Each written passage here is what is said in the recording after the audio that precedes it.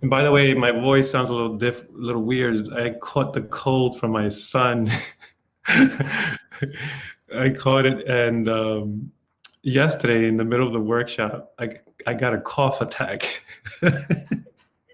I didn't think I was gonna be able to make it, so I ran off and I grabbed some medication and I just chugged it down, and miraculously I was able to finish it. But today I took my Mucinex before I even I said, you know what? I'm not gonna wait till the middle of my presentation. And I made it through, so I was so happy that I survived that one. That was a tough one. But no COVID, good, because we took our COVID test and good, so everything negative. Okay, so let me share my screen with everyone. Hi, Eleanor. Thanks for joining us. How are you? Very well, thank you. Sorry to hear you're not feeling well. Well, I'm at the tail end, so I'm almost there. Okay. It's funny, because I was saying to my wife the other day that this pandemic has forced us to stay at home and not see anyone, and so I haven't got sick, and I was like, wow, it's possible to go through a whole year without getting a cold. And the next day, look at this, I caught it from my son because he still goes to school, so there's like a germ factory at the school, public school. But I went pretty far without getting a cold, so we're recording. I just want to cover real quick before we start the workshop series. So we're now at the Screencast-O-Matic premiere. We're almost done with that. Today's the last day, June 30. We're going to move on to Padlet Basics, July 6th, July 8th. After that, I'm going to be on vacation, and I'll return. I think is the Monday the 26th. So I'll be back, take a 2-week break, and then once I'm back, we're going to jump back into this, the tail end of the flipped classroom, flipping the classroom workshop series, and we'll jump into the flipped classroom activities.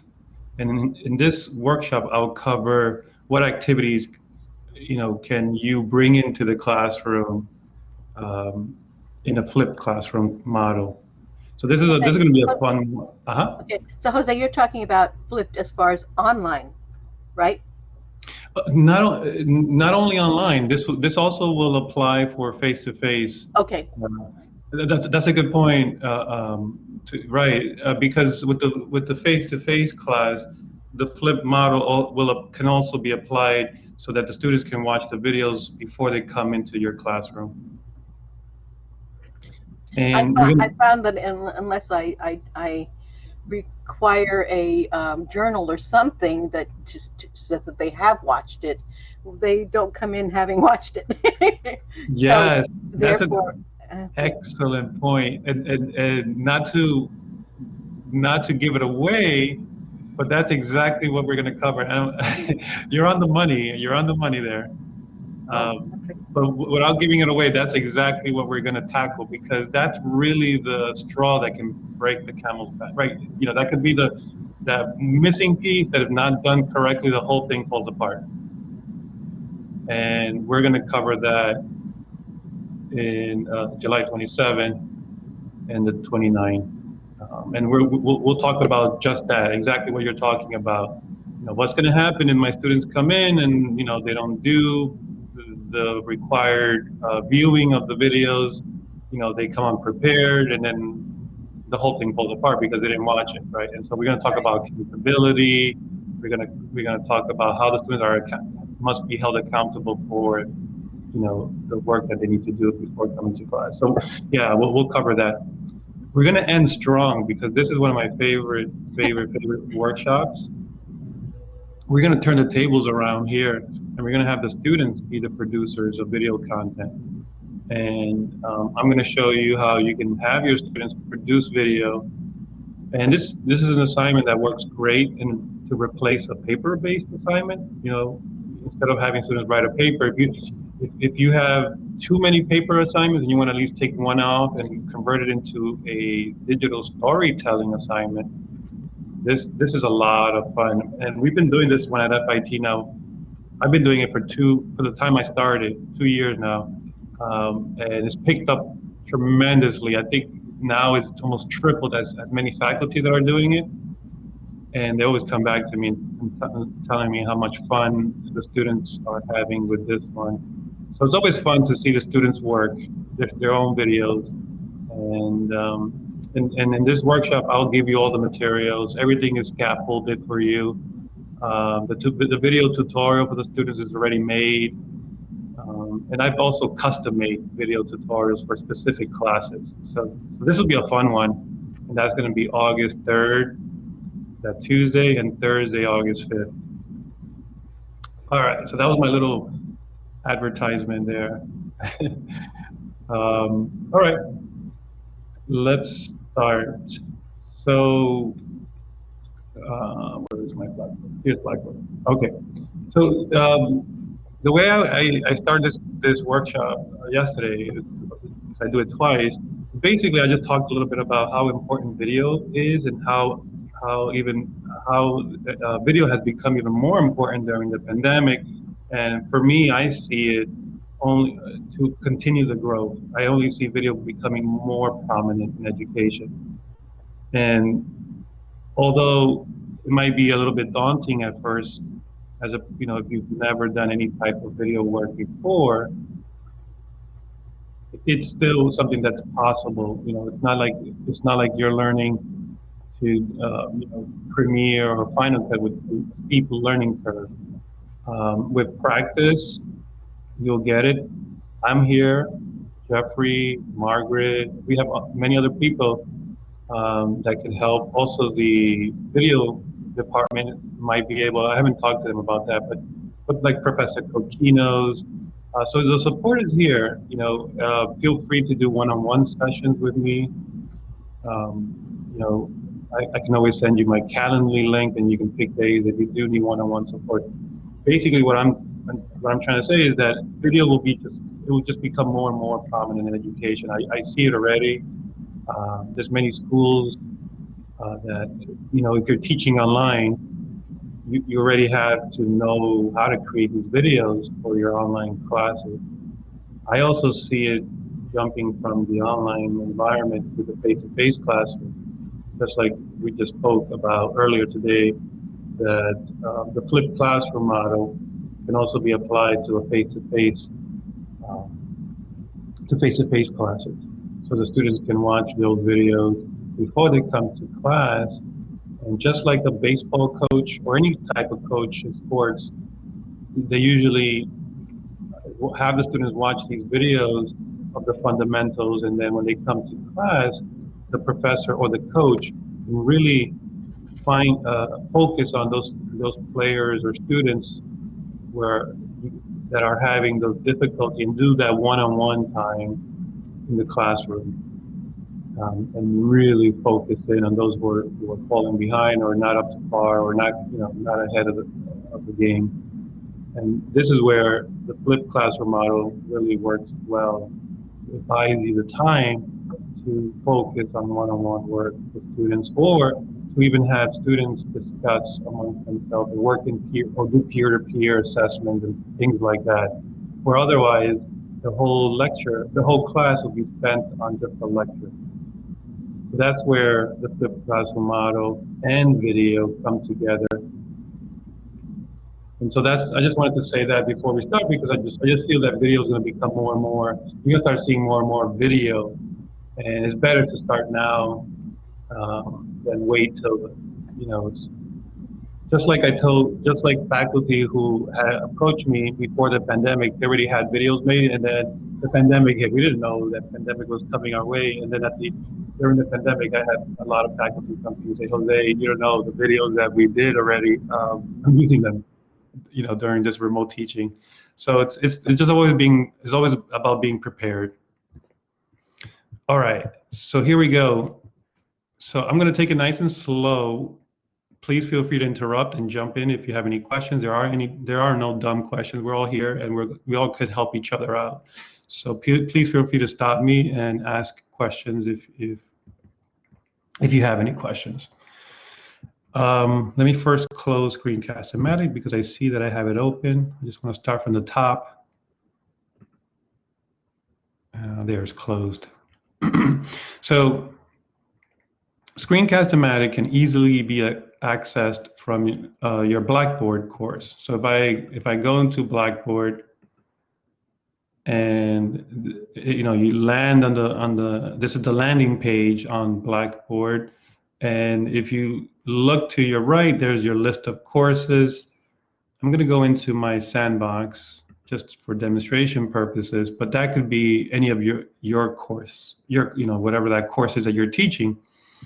And the cool thing about Screencast-O-Matic that it's already integrated into Blackboard. So if there is anything at any moment that you're in your course and you feel that there's an opportunity for you to create a video, you can easily do that. If there was an announcement you want to make and you wanted to make it a video, you're in the course already, right? So you can just go into build content, scroll down to the bottom, click on Screencast-O-Matic, and anything with an orange asterisk is a required field, so you have to give it a title. So let's say today let's say I'll do my Japanese vowels sound system lecture. So let's say that's what I'll do today. I always like to put a description in anything I put in Blackboard, only because I don't want students blindly clicking on something. I mean, the title itself could be self-explanatory, but it's always nice to give them a little heads up as to what they're clicking on. So I'm just going to write here something like, this video is on the Japanese sound system. A little heads up so that they know when they click on this link, it will open up the Japanese sound system lecture. And everything else here can be programmed for you. You can select when the video releases and when it closes, if you want to track the users, or if you want to attach a PDF or a document to this video, you can do that from here. But I'm going to skip that for now because that's, you all know that by now, I think. So I'll click submit. And like everything else on Blackboard, it drops it down all the way to the bottom, which could be a little bit annoying if you have a lot of stuff like I do here. But here is my Japanese vowel sound system lecture. I want to drag this to the top just so that it's easier for us to see it. Let me put it in right there. And you'll see right away that it has the logo similar to the Target logo, just in blue, right? So it's a blue Target logo. And that's how your students will identify that this is a video.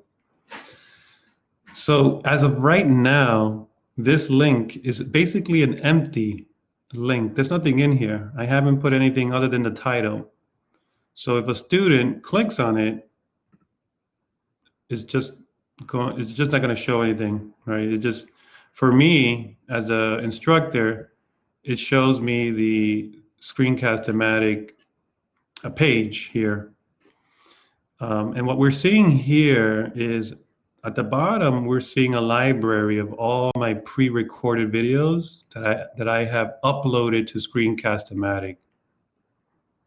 Right, so these are videos that I've already made in Screencast-O-Matic and that I've uploaded to Screencast-O-Matic. So if you have a library of videos pre-made, you can go in this library and select the videos that you want to play. Right, so if I chose this video, then that video would be the one that would play when the students click on that link. Any questions about that? Jose, this would only be choosing things that had been saved in Screencast-O-Matic, right? Correct. Okay. Right, and we're going to get to that point later on where that's a decision that you have to make as to where will your video live, or where will your video be hosted, whether it's YouTube, Screencast-O-Matic, Vimeo, Google Drive, et cetera, et cetera. But if you decide to go with Screencast-O-Matic, then those videos will appear right in your course, which makes it so easy for you to embed it into your course. That's why I really prefer using Screencast-O-Matic as the hosting of, where to host your videos, because it just makes it so easy to bring it into your course, because it'll be right here on your course. You just have to select the video. Whereas if you had chosen YouTube, then you would have to open a new tab, go to YouTube, grab the embed code, come back to Blackboard, choose build, choose item, click on the HTML code, paste the embed code, choose, it's a lot of steps. This is really simplifying your workflow, because now Screencast-O-Matic is already integrated into our Blackboard system, which means that all your videos are already there for you at your disposal. Great question, Karen. Jose? Yeah, Eleanor? Jose, if you want to save your videos on Google Drive, is it also very cumbersome, or is it easy to do it that way as well? Another great question, Eleanor. Yes. So I love Google Drive. I don't have anything against Google Drive, but it will be cumbersome, because Google Drive has not yet, they haven't developed a way yet where the captions get transferred over along with the video. So if you decide to save your video in Google Drive, you're going to have to manually download the caption files. And by the way, that's the SRT file, and Christine knows about that because we've worked on that together. You're going to have to download the SRT file to your computer, take that SRT file and attach it to your Google Drive. So yes, in that sense, it is more cumbersome. Jose, we discussed this at the beginning of all of these sessions about who ownership. Mm-hmm. But doing it through this way, Screencast-O-Matic, if tomorrow I'm not at FIT, this is still mine. I can take it with me. Another great question. Yes, Patricia. So ownership, right? These videos belong to you. With Screencast-O-Matic, you can always download these videos, and I'll show you that at the end when we get there. Patricia, remind me too, because that'll probably be the last step. But yes, that's another great question. So you want to be able to carry these videos with you, because if for whatever reason someday you decide to leave FIT, how will I get my videos back, right? And we also talked about YouTube. Right? If you decide to go with YouTube, should I go with my personal YouTube so that when I leave FIT, I can carry those videos with my personal YouTube channel, so I don't have to download them from the FIT YouTube channel, because then I'm gonna lose my FIT email when I leave FIT. But with Screencast-O-Matic, yes, the quick answer is yes, Patricia. You can just download those videos as MP4. That's M for Mary, P for Peter, and the number 4. Those videos will be downloaded to your computer from Screencast-O-Matic, and then you can then drop them into Google Drive for archiving. But remember, like I said to Eleanor, if you do move into Google Drive, you are going to lose the SRT files unless you download those two separately. So I don't want to complicate it, but when you get, if you're in that situation, just let me know. I'll be so happy to help you with this whole migration, to bring those files with you so you don't lose them. Because I know that the school is paying close attention to accessibility standards, especially for video. So captions are a big deal. So if you are spending hours fixing your captions, you want to save that SRT file to your computer, because you spend a lot of time on fixing them, right? So you want to download the SRT file along with the video file. So you have both together in your Google Drive. Also, Jose, you picking that Japanese vowels, it's close to what I teach with voice and articulation. I'm teaching International Phonetic Alphabet. Now, can I do a video within a video? And I started and say, well, this is for vowels, this is for consonants, and so forth. And then there's lots of stuff on YouTube that I don't have to reinvent the wheel. So can I then insert that within this Screencast-O-Matic? Oh yeah, of course. Yes. Now, whenever, YouTube is a great resource. LinkedIn Learning is another great resource. There's so many great resources out there on the internet. A lot of these resources, like YouTube, for example, they don't really allow you to download the video. But if you need help with that, always just come to me. I'll show you how to do it. I can help you with that. And then once you've downloaded the video, then you can just bring it into Screencast-O-Matic to insert it into your own video. So that's another great question. In other words, the same process of copying the HTML and then can you then insert that directly into the video that you're making in Screencast-O-Matic? Yes. Is that the way? No? You wouldn't do it with the code, right? So you actually, if there's a video on YouTube that you want to use in your video, let's say you're making a video about vowels and you found something in YouTube that you want to use and incorporate that into your own video, you would have to download that video from YouTube onto your computer. You won't be able to just grab the embed code and that will bring it into your video. It doesn't work that way. You will have to download the video from whatever the source is, and I can show you how to do that if you need my help with that. I'll be happy to show you how to do that. Okay. I know you're a doll. Yeah, no, that's a great question. Yeah, and because now you're thinking way ahead. You're thinking about doing a combination of your stuff with somebody, something that you found on the internet, and doing like a mixtape. I can show you easily how to do that. That's not a problem. All right. So from this point in time, I don't want to use one of my old videos for this lecture, right? I'm going to create a new video. And so to create a new video, does anyone remember where you click on to create a new video? On the camera above. Yeah, thank you, Patricia.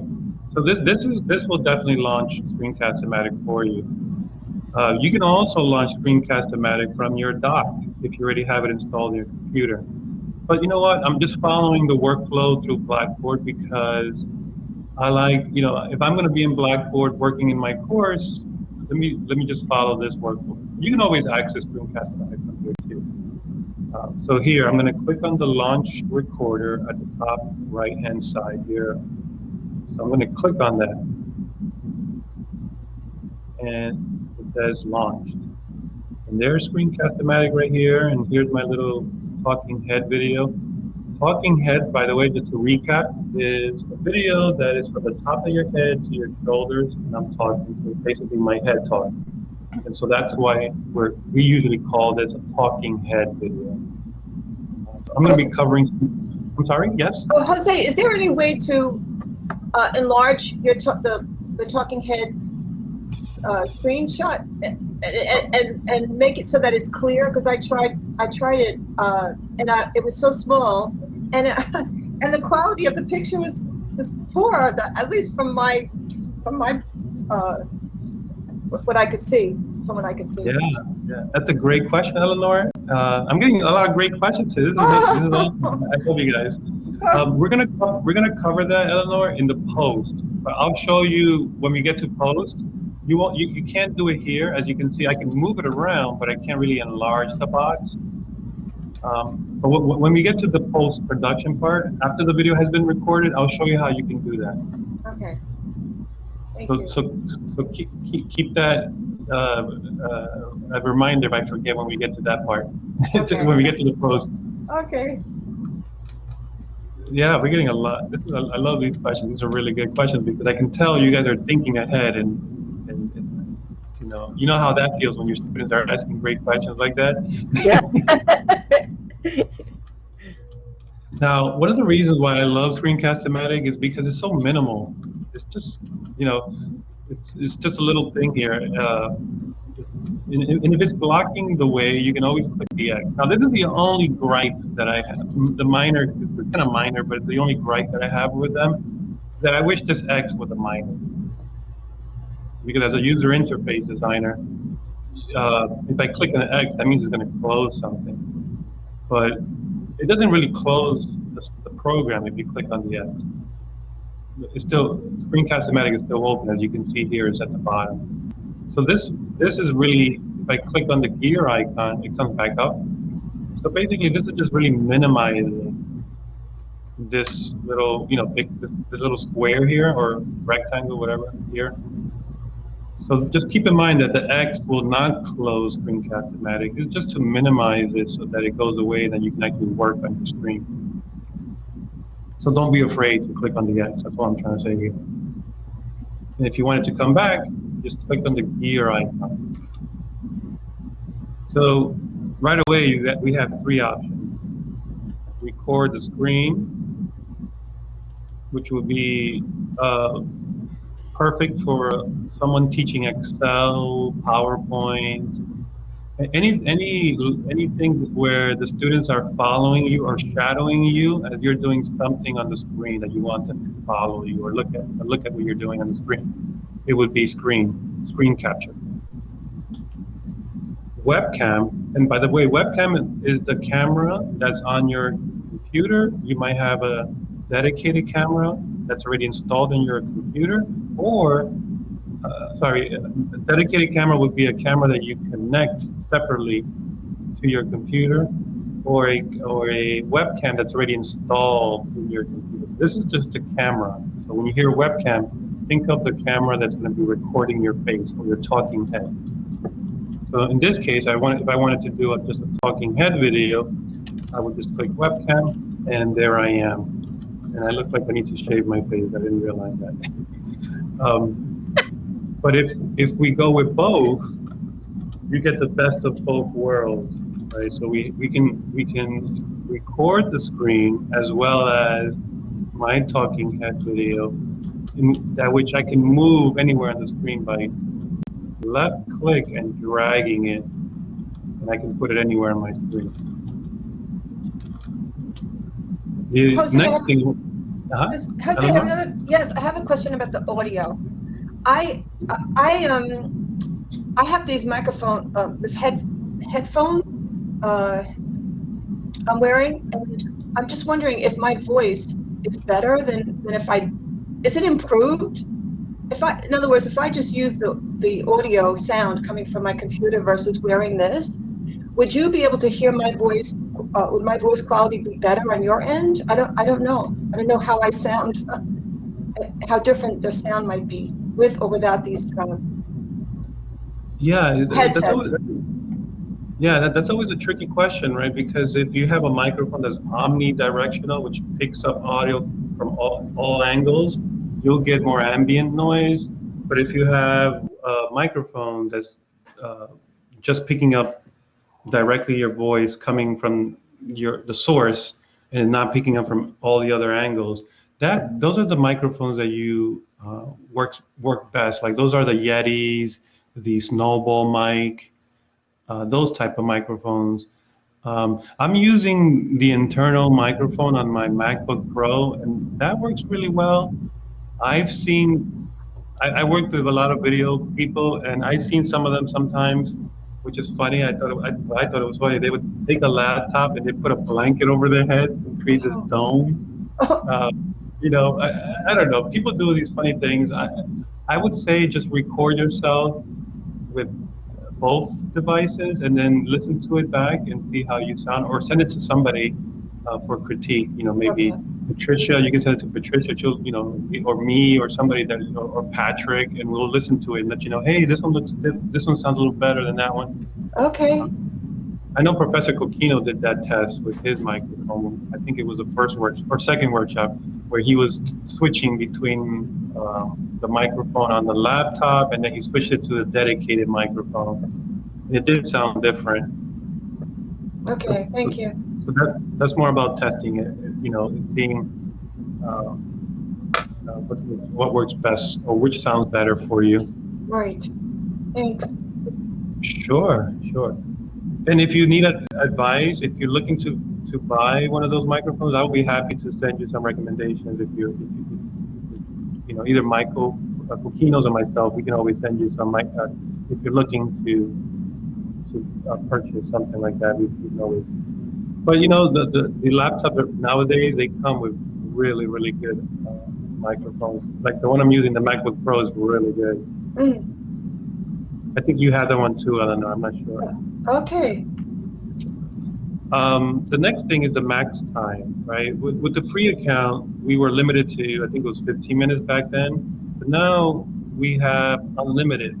But if you want to really challenge yourself to stay within the limits, you can always go in here and change it to 7 minutes if that's what you want to aim for, or 10 minutes. So it's up to you if you really want to play with the max time. If you want to challenge yourself to keeping your videos small, you can do that from here. Once it reaches the 7 minutes, the recording will stop, right? So if I have it at 7 minute max, the recording will automatically stop. So keep that in mind. So now if that automatically stops and you want to use that or add something to it, you still can. Patricia, you got me today. I think you stumped me. I'm not sure that one. I gotta test that one. You got me, Patricia. I don't want to catch you.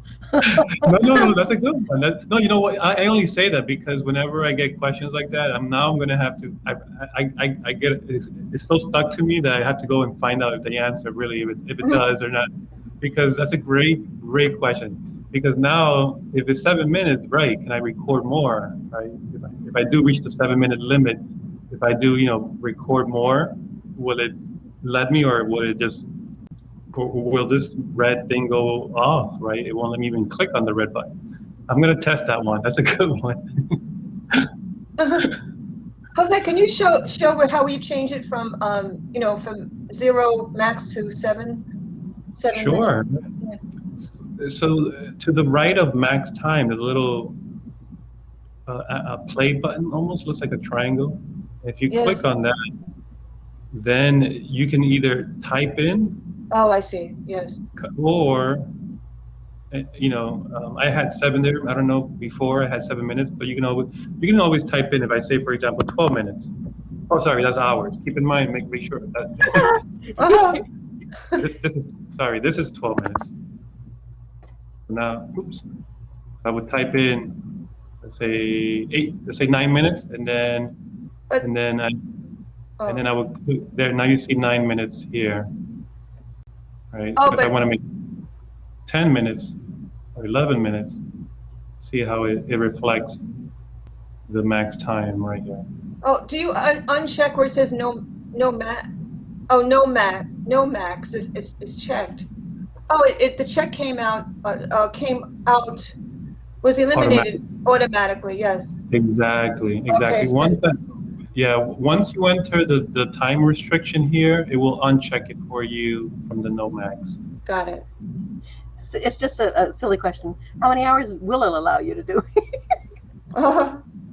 Oh yeah. So it would allow you to go on forever until you reach. Until. The only limit would be how much hard drive space on your computer. Because remember, because Screencast-O-Matic, what it does is once you record a video, it saves it to your computer as a backup. And then if you decide to upload to Screencast-O-Matic or YouTube, that video now gets copied to YouTube or Screencast-O-Matic, but you still have it on your hard drive as a backup. So it always has a backup in case something goes wrong. Now, obviously, videos take up a lot of space. So if you start noticing that these videos are taking up a lot of space on your hard drive, you can always reach out to me. I can always show you, but you can always go here to your Finder, or if you're in a PC, you go into the Screencast-O-Matic folder, And then you can remove those videos once you have them uploaded into your, Screencast-O-Matic or YouTube, wherever that is. But you can always remove your videos from, let me see if I can find the folder.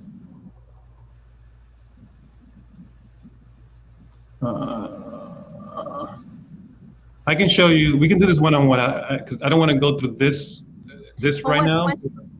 If you have a backup drive and so you've backed it up already, then you can eliminate them all. Then you can eliminate, exactly, right. Or I don't know, a thumb drive, will that be, depends on how sophisticated I guess the thumb drive. I'll come back to that question of deleting the files when we get to the end, because it will require me to go open Screencast-O-Matic and then go into those files and then delete them. But I'll show you at the end how you can eliminate those from your hard drive, because you already have, like what Patricia just said, once you've uploaded those videos to either YouTube or Screencast-O-Matic or Google Drive, you can then eliminate them from your hard drive.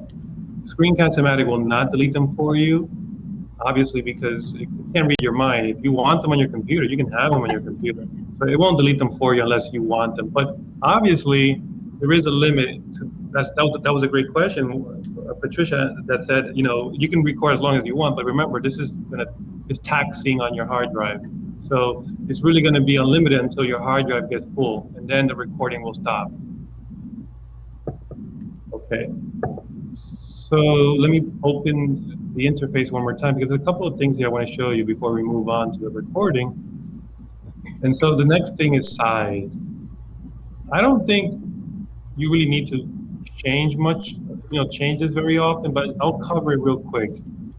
I usually keep it to full screen, but if you're looking to only record a portion of your screen, you can easily select either 480 or 720, and then you'll get this zebra square that anything inside the zebra square will get recorded. Anything outside the zebra square will not get recorded. So for example, if I grab one of the corners, I can always resize it to the area that I want to record. So for example, if I just want to record this little this box here, I can just move the corners, and now it's only going to record this portion of my video. I haven't seen many people use this, but hey, it's there if you ever want to use it. I always keep it to full screen. Just keep in mind, once you have it set to full screen, that Screencast-O-Matic will be recording everything that's shown on your screen. So if, for example, if you decide to open up the gradebook, that will get recorded, or family photos, or anything like that that's on your computer, that will get recorded. So just keep in mind that if there is something that you don't want your students to see in these videos, make sure that, I usually clean up my desktop before I do a video tutorial, so there's nothing there that's, or anything on my screen that you don't want students to see. Just make sure you figure that out. Any questions on that?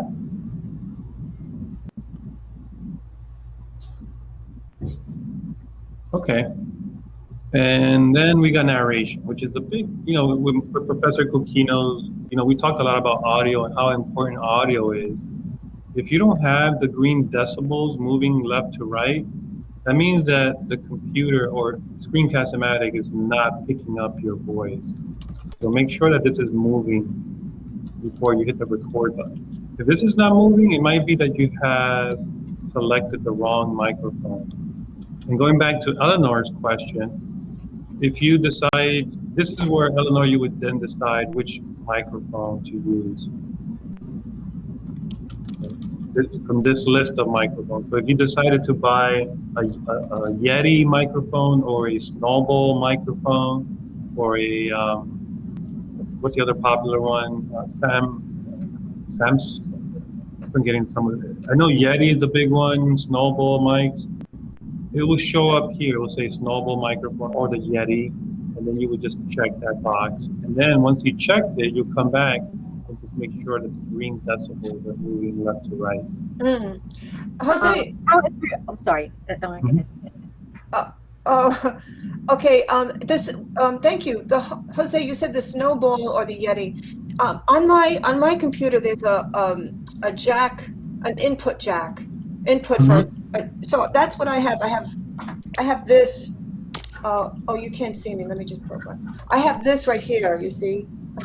Yeah, It's for the connected to that jack, but so I would just connect a Snowball microphone to that jack opening.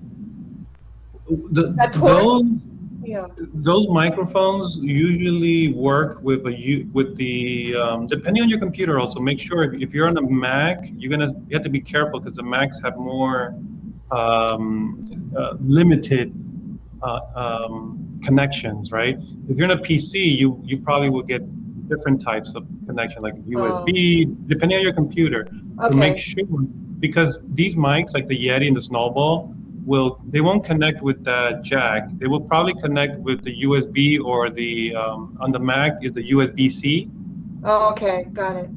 So before you buy it, if you are thinking about buying one, make sure that the computer that you're using has the proper what are the proper connections, so that when you go buy the Yeti or the Snowball, that on a Mac you might need a converter, because Macs are very specific on what you can connect to them, right?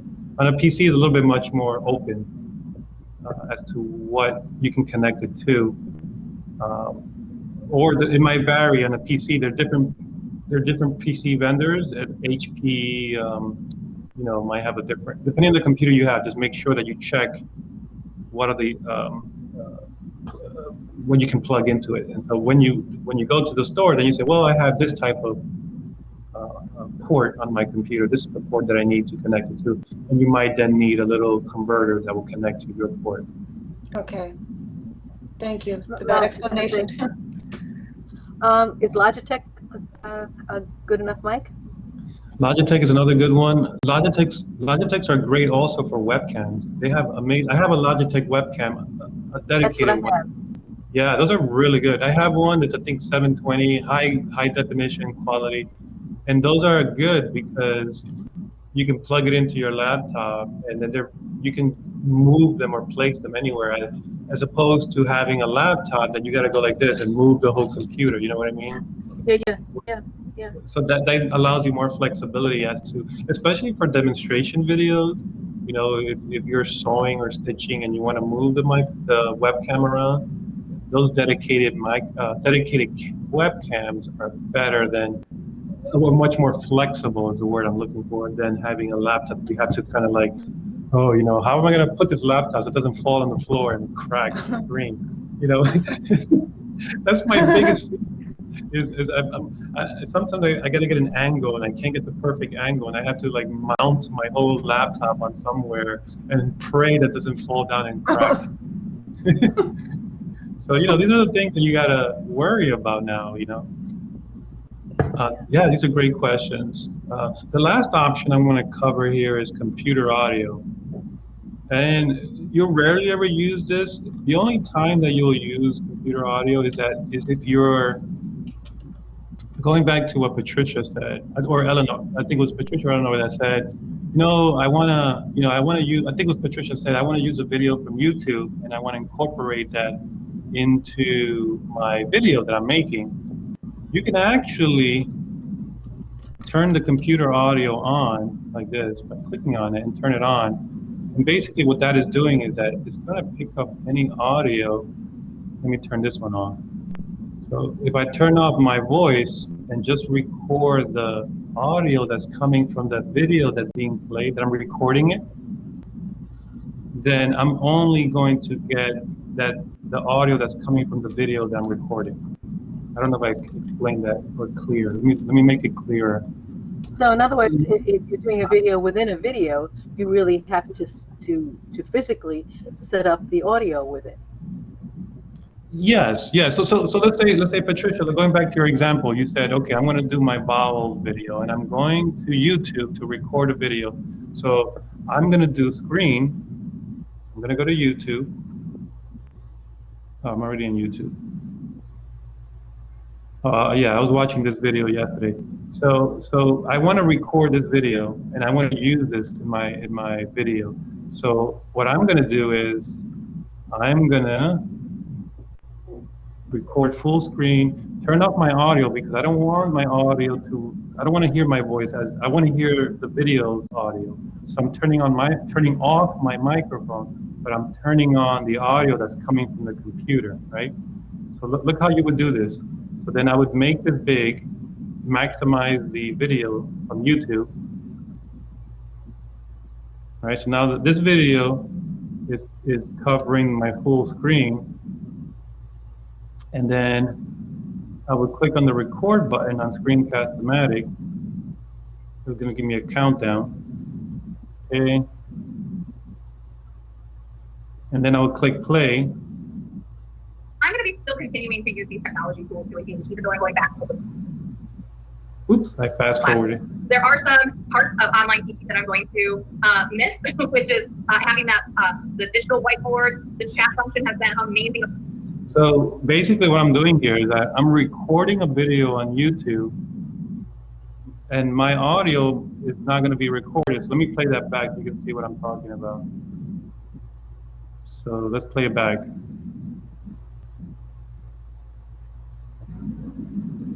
I'm going to be still continuing to use these technology tools to engage, even though I'm going back. You see how I did that? There are some parts. You saw how I did that, Patricia? So that would be a way for you to find something on YouTube that you find that you can use, and then record it, bring it into Screencast-O-Matic, and do your own mashup video with your stuff and that person's. Now, you got to be careful, right? Because it's like supposing I wanted to comment on the video as I'm going, then I would keep my own mic on. Yeah, you can do that. Screencast-O-Matic, and then stop it wherever I want, and then make some comment. Exactly. Voiceover. Yes. So you wouldn't. Exactly. You wouldn't. Yeah, you can do that. That's a great idea, Patricia, because what you can do is you can pause the video and then put your 2 cents in there. Okay. I love that idea. That's a great idea, right? So you can have a dance video. So for Eleanor, you can have a you can record a dance video of somebody, and then you can pause it and then put your 2 cents and pause the video and say, look, you see how her toes are pointed straight, and you can even annotate. Actually, I'm going too far ahead. So but you can even annotate on the video that you're recording. You can actually draw circles, like in the football games, how the analyst starts drawing on the screen. But I'll show you that in a second. So let me just trash that, because I want to do something else. All right, so let's go back to this. So now we covered everything, all the buttons and features within Screencast-O-Matic. I'm not really going to go into the preferences because I don't really use these shortcuts. They're there if you want to use them and play with them. I'm happy with just clicking and with my mouse. Shortcuts, I feel like these shortcuts are not that deep, meaning that they don't have as many as I would need if I were to use these, but feel free to play with them. If you want to have a shortcut for the pause, to pause the recording, you can do, you can click on it and, and then make it whatever you want it. But I'm really the type that I just like to click on things like this, actually with the mouse, with the cursor. Okay, so let's do our first recording. So we titled our lecture Japanese Vowels Sound System. So I'm going to bring up a PowerPoint presentation. Here we go. So this is from a friend of mine at FIT. He teaches Japanese, and I thought this would be a great example for today. And so I'm going to use her slides for our demonstration today. I'm not going to go over 11 minutes, that's fine. Oh, you see, so now I've got to switch this back, or else this is not going to work for me. So I've got to turn off computer audio. Always keep an eye on this. You see how I would have screwed up myself? Let me turn on microphone. So always keep an eye on your control panel, because if you forget, you might have to redo everything. Oops, Microphone's still off.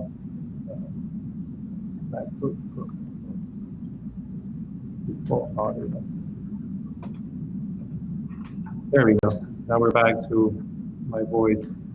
All right, so this is what we're going to do. I'm going to go with both. I'm going to record the screen as well as my talking head video. What I'm going to do is I'm going to open up the video by doing live switching. Remember we covered live switching with Professor Coquino? And I'm going to start with a talking head video. So remember these three little boxes here at the bottom right? And what these little boxes allow me to do is, if I click on this one, I can start with my talking head video and say, welcome class to Japanese class. Today we're gonna cover the Japanese sound system. And then what I'm gonna do is I'm gonna click on, switch it back to here, and then the screen will record, will record the screen with my talking head at the bottom right. And then what I'm gonna do is, somewhere in the middle, I'm gonna switch it back to talking head so that the students can focus on my lips as I'm doing ah, e, a, o, u. And then I'm going to switch it back to picture in picture. So that's my plan. I already have it. I visualize what I'm going to do. So I'm going to start with a talking head so they can see my face. They see I'm a live person. I'm your professor. And then I'm going to switch it to the picture in picture. I'm going to go through some slides, and then I'm going to jump back into my talking head so they can see my lips as I'm pronouncing the vowels to them. Now, you can always switch back to the talking head when you are emphasizing a key takeaway from your lecture. So if I'm talking about, hey, World War II, and then I want to emphasize, remember, World War II ended 1945. This is going to be in the midterm. And then you switch it back for a key takeaway so they know, okay, that's something that you want them to remember. That's a key takeaway. That's an emphasis on a certain takeaway that I want them to learn. You can do that with switching to a talking head video like that. Any questions before I do the recording? Jose, there at the bottom, those three icons. One is talking head. The other one is the little box, and then the full screen. And what is the third one? Yes, great observation, Eleanor. I thought no one's going to notice that. Oh. I noticed it too when I first played with Screencast-O-Matic. It doesn't do anything, and I think what they had intended was for this to be no talking head and just screen. Oh. But if you click on it, it doesn't do anything. So they must have forgot to do something here. But I'm going to show you that if that's what you're looking to do, if you're switching from a talking head and then switching to a picture-in-picture, and then you just want to switch over to just only screen, and you click on it, hey, nothing's happening. Like I just want my face to go away. I think the reason why they removed it is because I'll show you later in post-production. I'll show you how then you can remove it. They have a button at the right-hand side that says remove webcam. And I'll show you how to then remove the webcam or enlarge it. Like I think it was Patricia who was asking, Eleanor, you were asking how can I make the webcam, the talking head bigger? Then we're gonna go back into that question that you asked earlier about, and that's that feature. I'll show you later. Okay. Great, that's a great observation. Yeah, I was like, wait a second, there's a third button. How come nothing is happening here? I'm clicking, like, what's going on? So yeah, they probably forgot to take it off, and then they added it in post-production. I'll show you that later. Any other questions before I do the recording? No? Jose, there's a button on the upper right side. Yes, this is another button. Yes, you guys are observing everything. Yes, this is a really advanced feature. If you click on this button here, it will allow you. I think Eleanor, you were talking about this in our second workshop, if I'm remembering correctly. Remember, you talked about, hey, Jose, I want to put myself in a different background, and I want to remove my background. Oh. So I have. If you want to remove that background, I don't know why I have a Oh, there we go. There we go. That's a little better. So if you want to add your studio, like your ballet studio, Eleanor, you see how this took a silhouette of Yes. my, I don't know why I have a dot in my forehead. There we go. There we go. I think I'm too close to the computer. There we go. But this will work better if you use what Patricia's using, which is a green screen behind you. And the green screen will then identify. But you know, Screencast-O-Matic does a pretty good job of outlining my silhouette. And so if I click on remove background, and then let's say I want to put a background color in here. Let's say if I choose, let's say if I choose, but this is where then you would place that picture that you want to go in your background. So that's how you would do it. You would do remove background color and then apply the, if you want to be on Mars, or if you want to be in Spain, or you want to be on the moon, teaching on the moon, or wherever it is that you want to set that background to, that's how you would do it. But or you would do it right. Would you do it right there? I mean, you have to upload a file. You have to upload an image, and you upload it right in that box? No, so here you would remove the background color, and then in post, when we get, when we get to the edit part, then you would drop in the, and I'll show you that later where you would do that. You can drop the background image into the timeline. I'll show you what. Yeah, to do it from here is a quick fix. Like Patricia, with her green background, if I were to put that there, that would be a quick and easy way to do it. And I can put a background color. I can choose, if I can put a color or not, that way. But I'll show you when we get to post to do it when you can actually drop in the image. It also has flip horizontal, so that if you get the what is that problem when when the webcam is doing everything from left to right and you're getting the reverse, you can then do flip horizontal. See, now it just flipped me to the other side. So you can play with that. There's a lot of cool stuff here. Thank you, Christine, for pointing that out. There's another button here too that you can also switch to another webcam by clicking on webcam, and then you can switch to another camera. That's another advanced feature. So if you have two cameras connected to your computer, you can do live switching from two angles by just going here, clicking on the webcam, and then switching to the other camera. There's a lot of advanced features in Screencast-O-Matic, which is really, for being a very basic and easy, simple tool, it does have a lot of bells and whistles. All right, so great questions. Let's start the recording. Let's see how I can get my sound system, my Japanese sound system lecture to work.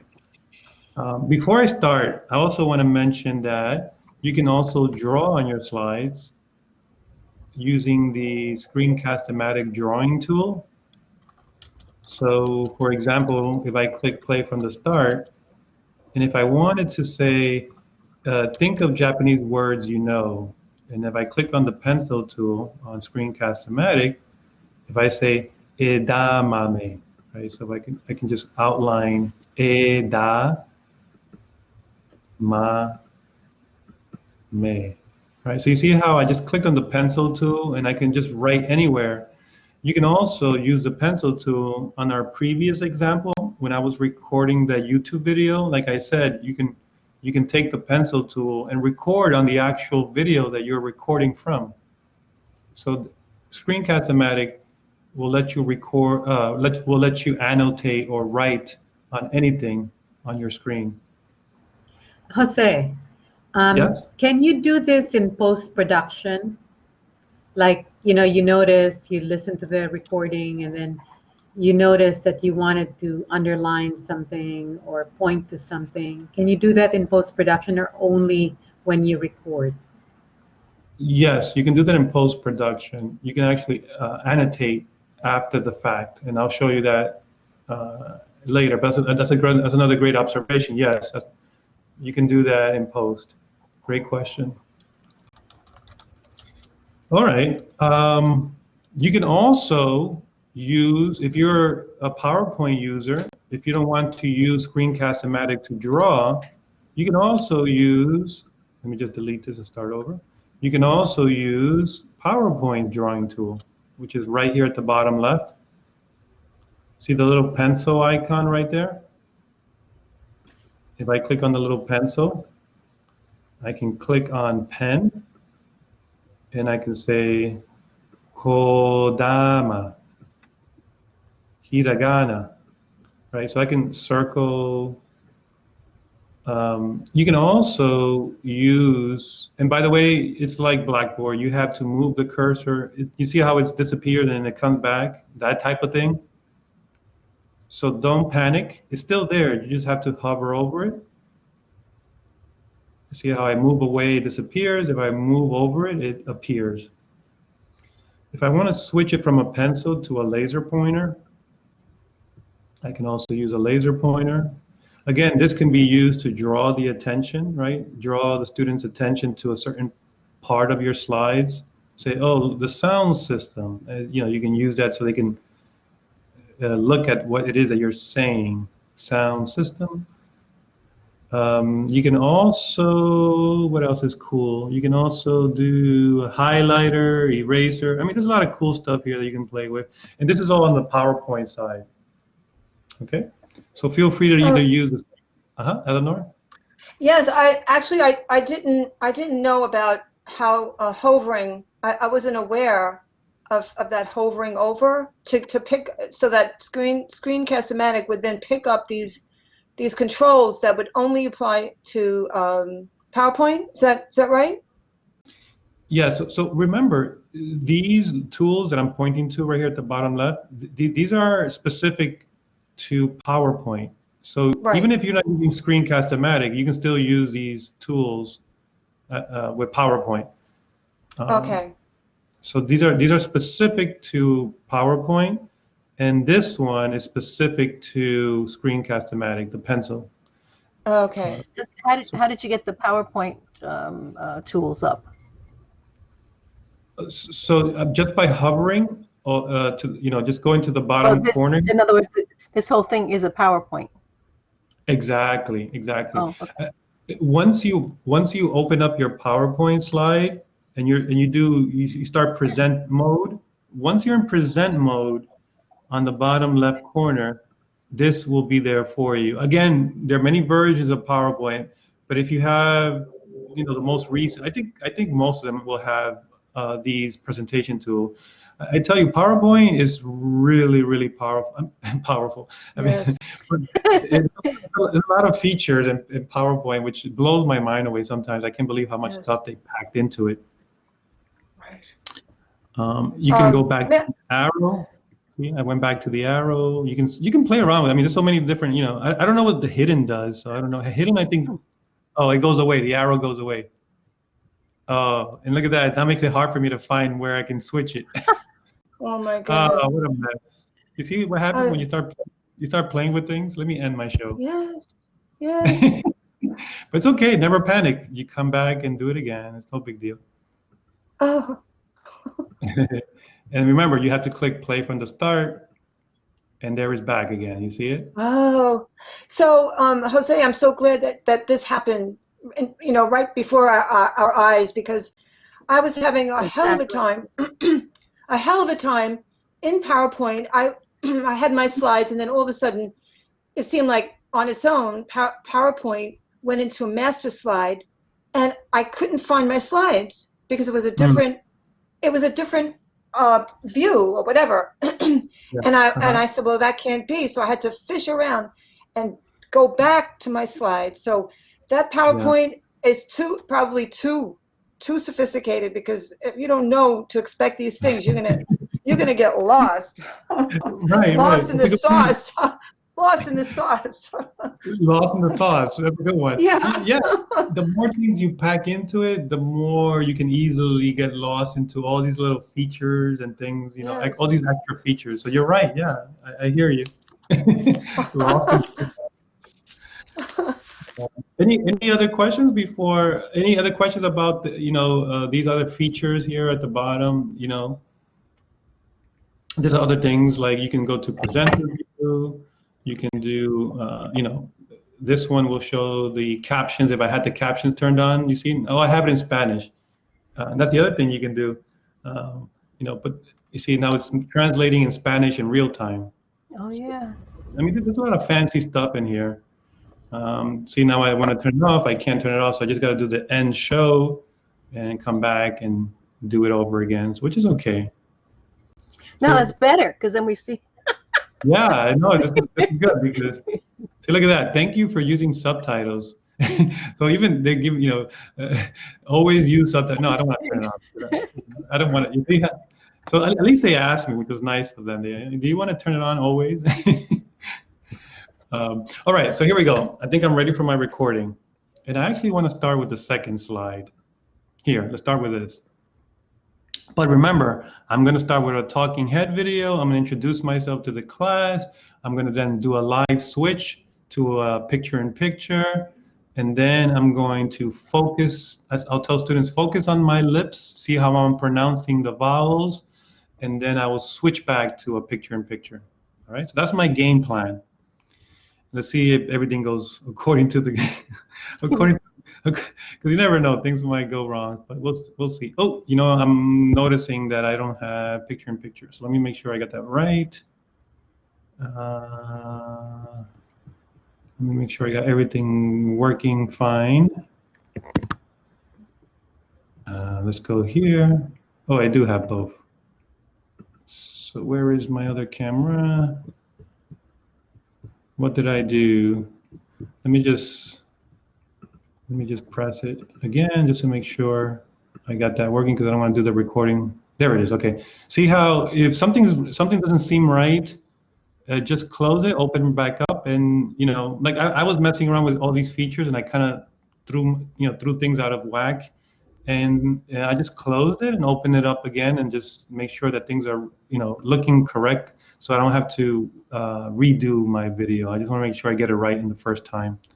So okay, looks okay now. I have picture-in-picture. Here's my webcam, and I'm going to start with a talking head, and then I'm going to switch to PowerPoint. And let's do that. So let me make sure my PowerPoint is also ready. And I have in presenter mode. That's the other thing I have to make sure. See how I'm making sure everything is okay, there it is. I'm presenter mode. I want to be on my second slide. There we go. I'm going to click record. I think I'm good. Everything looks good to me now. The slides are in presenter mode. My angle, my camera looks okay. And let me make sure my audio is, audio is picking up. You see how I clicked on the gear icon to just bring it back up? Okay, now I see that my decibels are moving, so I'm going to minimize it because I don't need to look at it anymore. I know they're working, so let me hide it again, and by clicking on the gear icon. Okay, I think I'm ready.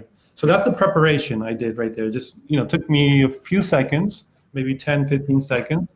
And I got to get my correct posture because I like to slouch, and I don't want to slouch. And Eleanor will be very mad at me if I start slouching in my video. And here we go. Here's my countdown.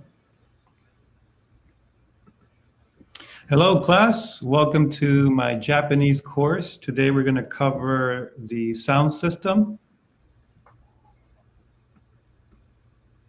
And so the first is A, I, U,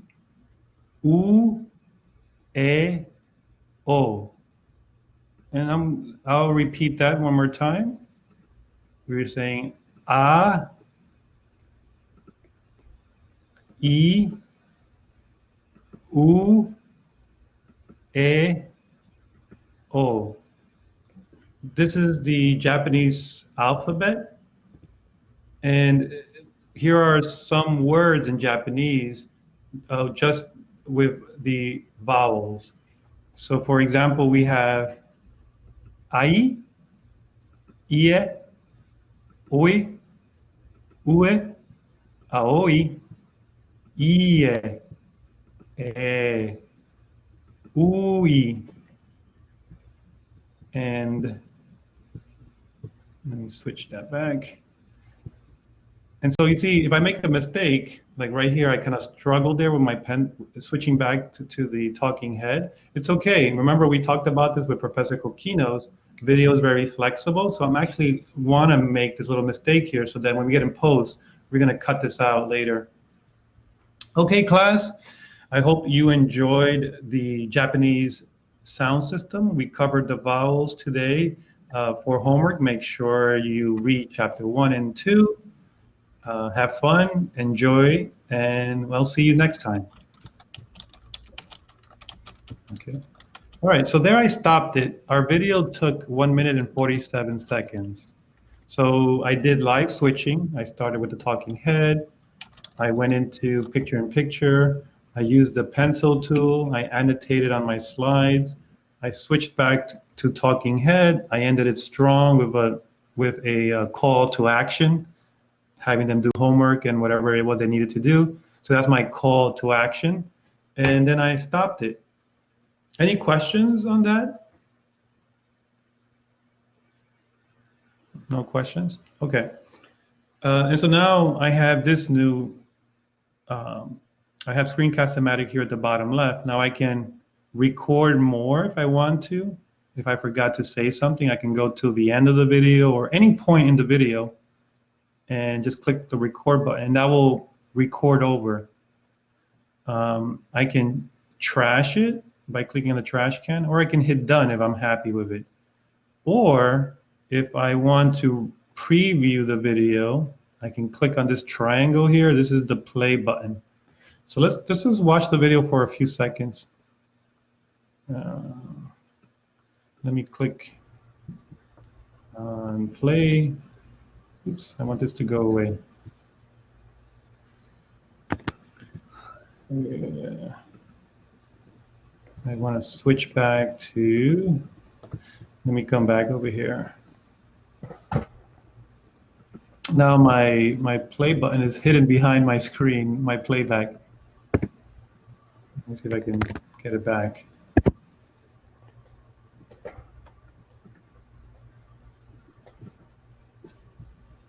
See, so this one, where did my play button go?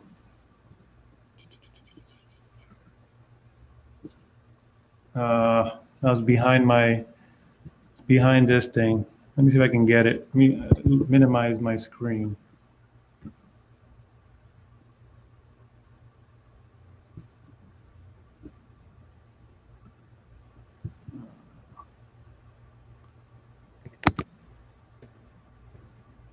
Okay, what happened here? Oh, let me quit my PowerPoint. Maybe that's it. It's behind here. Now I got stuck. Oh, click hide. There we go. Oh. There we go. So here's the, I'm back to Screencast-O-Matic, right? So if I want to play back my recording. What did you click? Oh, my PowerPoint was blocking, and so I quit PowerPoint, and it was blocking the this thing, and so I was like, hey, I can't get back. So I just quit PowerPoint so that it will go away, because it was just not being nice. So let's play back. Hello, class. Welcome to my Japanese course. Today we're going to cover the sound system. And so we're the first is a, I, U, E, O. And I'll repeat that one more time. We're saying a. So you see there was a little bit of a lag there, so I did that line twice. U, E, O. This is the Japanese alphabet. And here are some words in Japanese just with the vowels. So for example, we have ai, ie, oi, ue, aoi, ie, e, ui. I don't know why I'm making mistakes with that, but so as you see, I can preview the video. I can also jump ahead and look around. I can jump straight to where I switched back to the talking head video, and so this will allow you to play the video. If you're happy with the video, you can then click done. And so or if you hit the trash can, you can start over again. So I'm going to go ahead and click done. And then I'm going to, from here, oops, go into my head. There we go. I'm going to go ahead and click done. And once you click on the done button, then you have 3 choices to choose from. You can either save the video directly to your computer. You can do a quick share. And quick share, we did talk a little bit about quick share when Professor Coquino was talking about doing student critiques, nice and quick and easy videos that you send out to students. This would be this is what you would click on to do a quick student announcement or a quick critique, because then you can just grab the link to the video, and then you share it with the students either on Blackboard as an announcement or via email. So this would be how you would do a quick, low production, no editing. You just need a quick video and share it. This would be this button right here. But if you want to spend time editing the video, then you would go here. Right? This is where you have to click on. So we'll do this for now. We'll click edit the video. And now this takes us into the editing screen. Right. Jose, I have a question. Sure, yeah. The decision to either put the video and recording in a trash can or to upload it, right? At that point, I did a video, but I wasn't happy with the ums, the ums that I sometimes say when I'm speaking. So I didn't know whether it was worth it to, again, I said it, whether it was worth deleting the recording or editing it. Right. So can you just talk about that? Like, if there's so many ums, I guess it's worth going and just doing it all over again. But if it's a couple, I guess it's worth it, right, to go in and edit it? I don't know. Yeah, I mean, Professor Coquino's talked a little bit about that. He talked about the connector words, but if you hit done after the recording, and then you realize, I was like, oh my gosh, I feel like, even though I clicked done and I didn't go to edit, and now I feel like, oh, I wish I can go back and edit the video. You can still go back and edit the video. It's not like it's not like you can't go back in time. When you open Screencast-O-Matic, you see all your videos, all your pre-recorded videos at the bottom. And remember when we clicked on Launch Recorder, right next to that icon, there is a button that says go into it's the edit button. And I'll show you that later. I'm not in that screen right now, and I don't want to exit this screen, but I'll show you later that you can always bring a video back into this edit mode. So even if you said, well, okay, video sounds okay, and then afterwards you decide like, oh no, I think there's too many mistakes, you can always bring it back and work on it some more. So it's never like, it's not like you can ever bring it back and edit the video. You can always edit the video, publish it, and if you see more mistakes, you can always bring it back into the edit. And regarding your question about the ums and the ahs, and Patricia, chime in. I mean, this is your field. I can easily I'll be honest with you, because I worked with video for so many years. I still work in video. It's so hard for me sometimes to let go of a project. It becomes like your little baby, and I'm always so, I feel like you become even more meticulous with little details, and at some point I have to like remind myself, hey Jose, wake up, the deadline is tomorrow. We just have to let go of the, it's so, I know it's hard to let go sometimes of your project, and you say, okay, that's it, I can't work on it anymore. The deadline is due. I can't fix every little detail, and you just gotta let it go, and okay, just let it fly. And again, we are ourselves. What's the word? We always are the biggest. We always critique ourselves, and then. So we are our own worst enemies. our own worst enemy. I listen to my voice and I say, oh, come on. What did I say here? Why am I mumbling here? Why am I stuttering? Or, that kind of critique. And, I don't know, Christine. Jose, just as you were saying before that, oh, well, my God, I just made this mistake. Well, Ellen made the point. Yeah, that's good.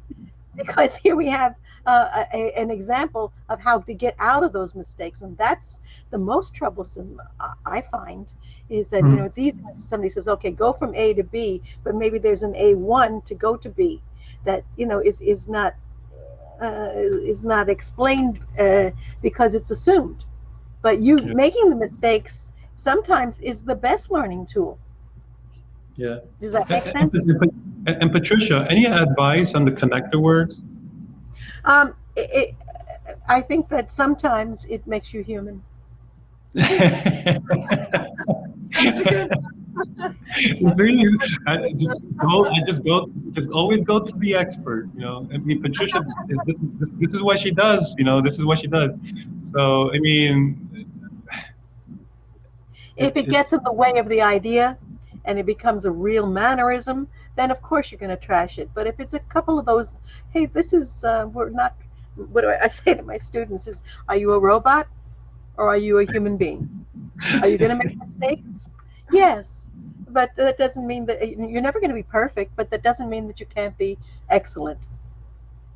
So as long as you get the point across, there it is. So if it's too many of them, you know when it's too many, you really do. All right, let's trash this one and start over again. And but, Patricia, a little bit of it, And Patricia, you know what happens to me sometimes when I start thinking about it? Then I lose my train of thought on the actual subject matter. If I'm thinking, oh, Jose, don't say any ums, don't say the ahs, don't say this, and then it's just I'm so focused on that I kind of lose, my flow and my train of thought, and so that can also be an obstacle to your, to your lecture or your presentation. Michael said well, there's two kinds. There's the preparation style outline and then a key phrased speaking outline. So you have some notes, even if you're just going to do it in bullets, that you just stay within those, and so that okay, I'm starting to lose my focus. Where am I going next? Yes. And maybe even have little comments to yourself along the borders. Breathe, pause, breathe, set up the next idea is always like a mantra. Right. So pause, breathe. Okay, now what am I thinking about? I'm sorry. Right. No, that's a great point, Patricia, because it goes back then to your PowerPoint preparation, right? So if you prepare your PowerPoint slides with those keywords, you can eliminate those connector words, because usually connector words is when you're transitioning from one thought to another, and then I think we're trained to think that space or that emptiness in time, or it's something that you panic because, I have to keep continually speaking. Because no. On the contrary, the pause is a most powerful tool.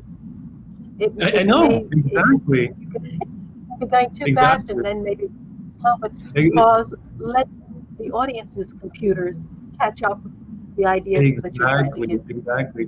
But this is why I think connector words are the problem. What I feel like connector words do for me is that I feel in the back of my mind that if I'm not saying something and there's dead air, that I have the wrong interpretation. I'm thinking that that's a bad thing, but it's no. Exactly what Patricia's saying is that some dead air is actually good, but we're trained to think that dead air is bad, and so then we fill in that dead air with. Look how you're labeling it. You're labeling it dead air. So Right. how does that translate to you? So instead, it's the power of the pause. It's So power of as the you pause. just mentioned, if you make a PowerPoint and have one slide just on the title, Mhm. so you can have a pause before the title, you can have a pause after the title, and then set yourself up. Okay. And then have less is more on slides. Well, Americanized slides, less is more. If it's international, where you might have 30 people with different languages, they may be savvy with English, but have an accent. So in that case, you want as much language on the slides as possible, so your audience is reading it as well as listening to you. But with American speeches and all of this, less is more. So whatever is on that slide, give it your pauses, breathe, set up the next one. Pause, Perfect. breathe, set up the next one. Right. Right. See, this is why we're very, very lucky to have you, Patricia, on this one, because again, Oh, wow. we keep coming back to these questions on, the connector word and speech. And so, all right. So let's move right along so that we can do some editing now. And I hope that answered your question, Eleanor. No, it did. It actually did. And Patricia, thank you for those points, those key points. Very helpful. Oh, Awesome. You're welcome, sweetie. Thank you, Patricia. Thank you, Patricia. So here we go. So I want to show you, these are mountains and hills, right? So we're here, let's say this is like, we're Arizona or Phoenix, let's say Phoenix, right? So we have these mountains and hills. What this represents are your voice as you're speaking, as if there is a power pause, I learned something new, like power pause, you're gonna see there's no hills or mountains there. That's a power pause. So right away, Screencast-O-Matic is identifying areas where there was a pause. So it's thinking there might have been a mistake in there somewhere where you were probably, had a pause or looking for something and nothing is happening. But it's identifying it for you, so you can see that there. That's what that is. So these are the mountains, these are the hills, and this is, again, this triangle here, this is the play button. And this here is the, I forget, I think it's play bar. I forget how we call it, the terminology. And so you can click on it and drag it to wherever you want to put it on in the timeline. The timeline starts at 0 and goes all the way till the end. That's your timeline. At the right-hand side, you have a magnifying glass. If you want to zoom in to those mountains and hills, you click on the magnifying glass. You can zoom in to even get a perfect or more detailed, or what's the word? Like if there's a cut that you're trying to make, you're trying to remove something, it's too far out, and you want to zoom in to get a better cut. Then you can zoom in by clicking on the magnifying glass, and that will let you, it's like looking at an ant, right? And then if you get a magnifying glass, now you can actually look closer at it and make that incision, right? This is what we're doing here. Any questions about the timeline? You know what I was saying with you, Jose, in our session, was that what I think I want to do is stop it, even before keep on going, stop it when I start to lose focus. Yeah. And make that the pause, and then just keep on pausing all the way through it. So then I will see these chunks and then be able to go back to those chunks. Am I? Oh yeah, yeah. And always remember that Screencast-O-Matic is really flexible. To that point that Patricia just made, and great advice, by the way, the breathing exercises. If you feel that you need to pause the recording, or you need to get a bathroom break, or or just whatever that is, that pause that you need, you press the pause button on the Screencast-O-Matic, come back and click the record, and you pick off exactly where you left off. So it doesn't have to be done in one take. So that's also helps you, takes away a little bit of the stress, right? If that's a stressor like for with, you. like the voice thread, you have to do it in one take, and that's it. So whatever you come out with is what you come out with. However, what you get with that is you get more of an interaction, or can get an interaction with the students, not in real time, but asynchronously. Yes. Right. So that's the difference between voice and Screencast-O-Matic, is the interaction. Real quick, I want to cover the right-hand side over here. So here at the top right, the canvas, this will allow you to resize your canvas. If for whatever reason you need to change this canvas or the stage, or you can always click. Right now we're at 1440 by 900, but you can always click here on this down arrow, and you can either customize or change it to, for example, 720, which is 1280 by 720. 1280 is going across, and then 720 going down. And so this is more of a wide screen, which is 16 by 9 is most commonly used now. Is a wide. Our TVs mostly are now wide screen. Back then, I remember it was like a box, a square, 4 by 4. So most likely you won't need to change it, but if you do ever have to change the resolution or the size of your screen of the video, you can always do that here. But I doubt that you will ever have to do that. If you have a lot of mistakes, and this is going back to Eleanor's example, if you go back and you listen to it and you feel like, oh, the narration is horrible, I just want to re-record over it. You can, let me show you this real quick. You can uncheck narration. Remember the mountains and the hills down here at the bottom? If I uncheck that, those mountains and hills disappear. And so now if I click play, I still get the video, but there is no audio. And where would this come in handy, right? So this is the question. Where would this come in handy? So this comes in handy is if you have a video and you did a recording and there's so much noise in the background. There's somebody drilling a hole in the street backyard or something, and it's not usable. Remember, audio is so important, because even if the video looks great but the audio is horrible, no one will bother to listen to it or watch it because the audio is bad. What you can do now is, let me show you this cool trick.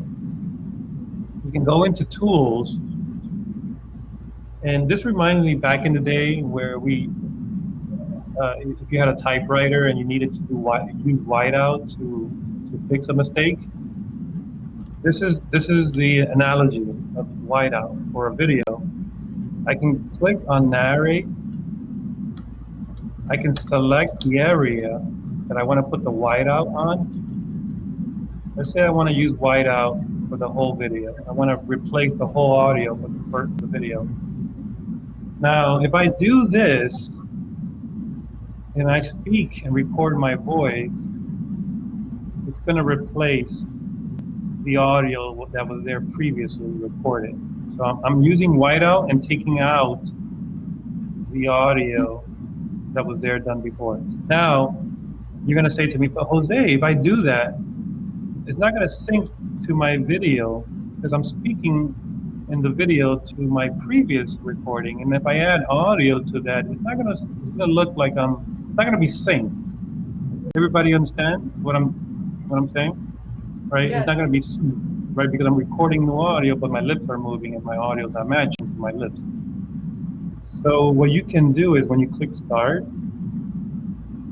you can re-record the video along with the audio, but the slides are still there. So let me show you how that would work.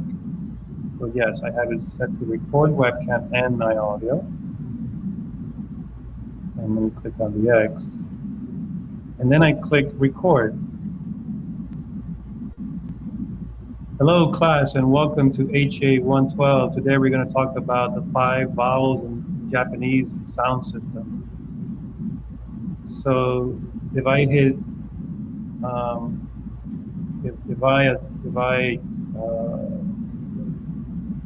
if I choose to use this, it's blocking my way. There we go. I had to move my webcam because it was blocking the done button. You saw how I did that? So I had to move that up there. So if I hit done, now it imported my new audio and my new video over the same slides that I had before. So this is something that you can do. Now you can do this. Another good example for this is, for example, another example of this would be, let's say you're teaching a social media course, and these courses are evolving constantly. I mean, even by the hour, there's new material coming out. So if your subject matter is evolving that quick, and you recorded a video, and then by tomorrow, whatever you said yesterday is no longer valid, you can go into that video, select the area that you made that mistake, and then drag this purple to the area that you want to apply the whiteout. That is a great way to reuse the videos and keep them up to date instead of re-recording the video over again. Okay? Now, I don't want to keep this change, so remember the undo button is always here. So I'm going to undo what I did by clicking undo, and it's going to take me back. See how the mountains and hills are still not there? So I'm going to undo again, and now my hills are back, and my mountains are back. You can also click on the little down arrow, which is the edit history, and it'll give you a history of all the edits that you've done today, and you can go to specific edits that way if you want to undo something, a specific thing that you did. All right, so now I'm back to where I left off. This is exactly where I left off.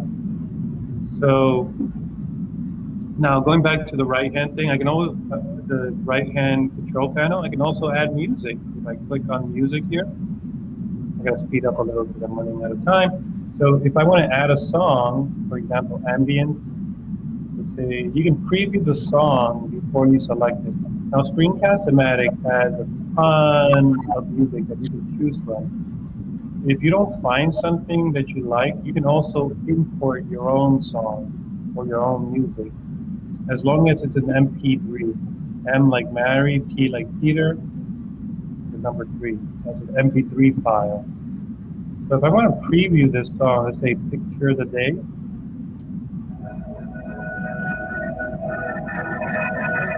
It doesn't sound too good. Let me see acoustic. Let me see Happy Energy. There we go, I like that one. Happy Energy. So let's say I want to insert Happy Energy to my lecture. I click on it. Now Happy Energy is there. So let me click play. Hello class, welcome to my Japanese course. Today we're going to cover the sound system. And so the first is A, E. Notice how the music is automatically, the volume of the music has been reduced so that my voice is above the music. And Screencast-O-Matic does that for you, so you don't have to worry about it. It also increased the volume of the music when there was a power pause. So that's all being done for you, so you don't have to worry about that. Okay, if you don't like the yellow cursor, you can always get rid of it by unchecking the cursor button there. See how it went away? If you don't like the webcam, you can always uncheck it. If you change your mind, you can just uncheck it, and there it's gone. And now this is going back to Eleanor's question that early on. If you want to resize your talking head video, I can click on it and stretch it out. See that? Good. I think, Eleanor, that was your question in the beginning? Yeah, also the quality Okay, of the how did you picture. start that? Could you do that again? Sure. I just clicked on the talking head, and then you see a little outline around the edges. And then I clicked on it, and then you get the little circles around it. If I grab one of the corners, left click and drag, I can change it. And so, for example, if I forgot to do the live switch intro, remember how I did the live intro in the beginning with my talking head? If I forgot to do that, I can still do it in post-production by doing this. Now that's my my talking head intro. So you can always do it in post, but it's better to do it in the fly, live switching like we did, because it's less work in post. Also, if it's blocking the slide, you can also move it around. If you want to put yourself at the top, or if you want to put it next to the material that you're presenting, and say here, a, I, U, E, O, I can also put it next to my vowels. So you can put it anywhere you want. Okay? Once you are done, you click OK. The captions, we're Okay. not going to. Where was the okay? Oh, let me do that again, right? So if I click here, that's the Okay, OK. so when you're okay. Yeah. The captions, super important. Don't do anything with the captions until you're done with all the editing. That's the last thing we're going to do before we upload the video to Screencast-O-Matic. Okay, so real quick, I'm going to find where I made that mistake. I think I had a mistake somewhere here. Let me just play it one more time. And so we're the first is A, I, U, E, and I'll repeat that one more time. We're saying A, I, E. This is the Japanese alphabet, and here are some words. So, for example, we have oi,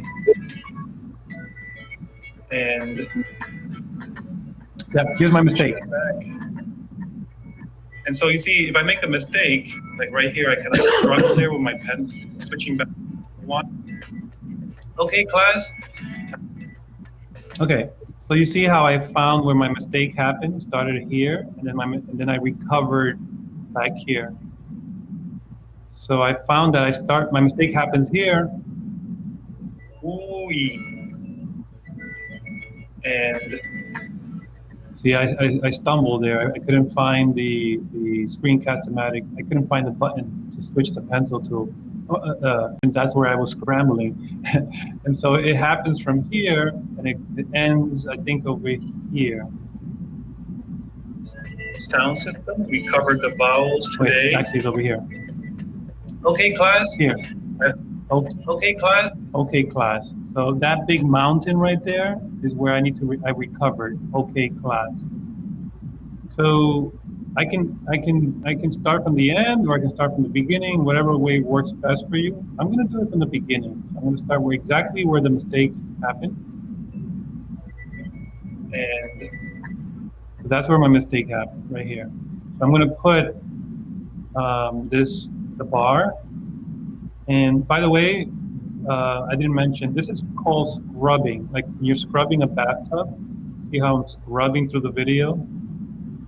And that's scrubbing. And the way you do that is you left click and hold on the bar, and then hold the left click down and then move. So that's like scrubbing, like when you're scrubbing the bathtub. All right, so I'm going to start here. And then I'm going to click on the tools. I'm going to select cut. And then now I'm going to drag this red all the way to the right. And I remember that I come back in right here before that big mountain. That's when I recover. Right, so I'm gonna probably do it around there. And then if I want to preview, I can click on the play button before I commit. I want to preview this and make sure I got this right. Ooh, okay, class. So there was good. So I ended with ooey, and then I start, okay, class. So that got rid of all of that there. Let me just hit cancel for real quick. I can also zoom in. Remember we talked about zooming in. If you need to really look closely, you can also zoom in. And if it helps you to look closer, you can do it that way. Just keep in mind, you can do it that way too. Let me do that cut one more time. This time I'm going to do it from the end. So if I started from the end, I can do it that way too.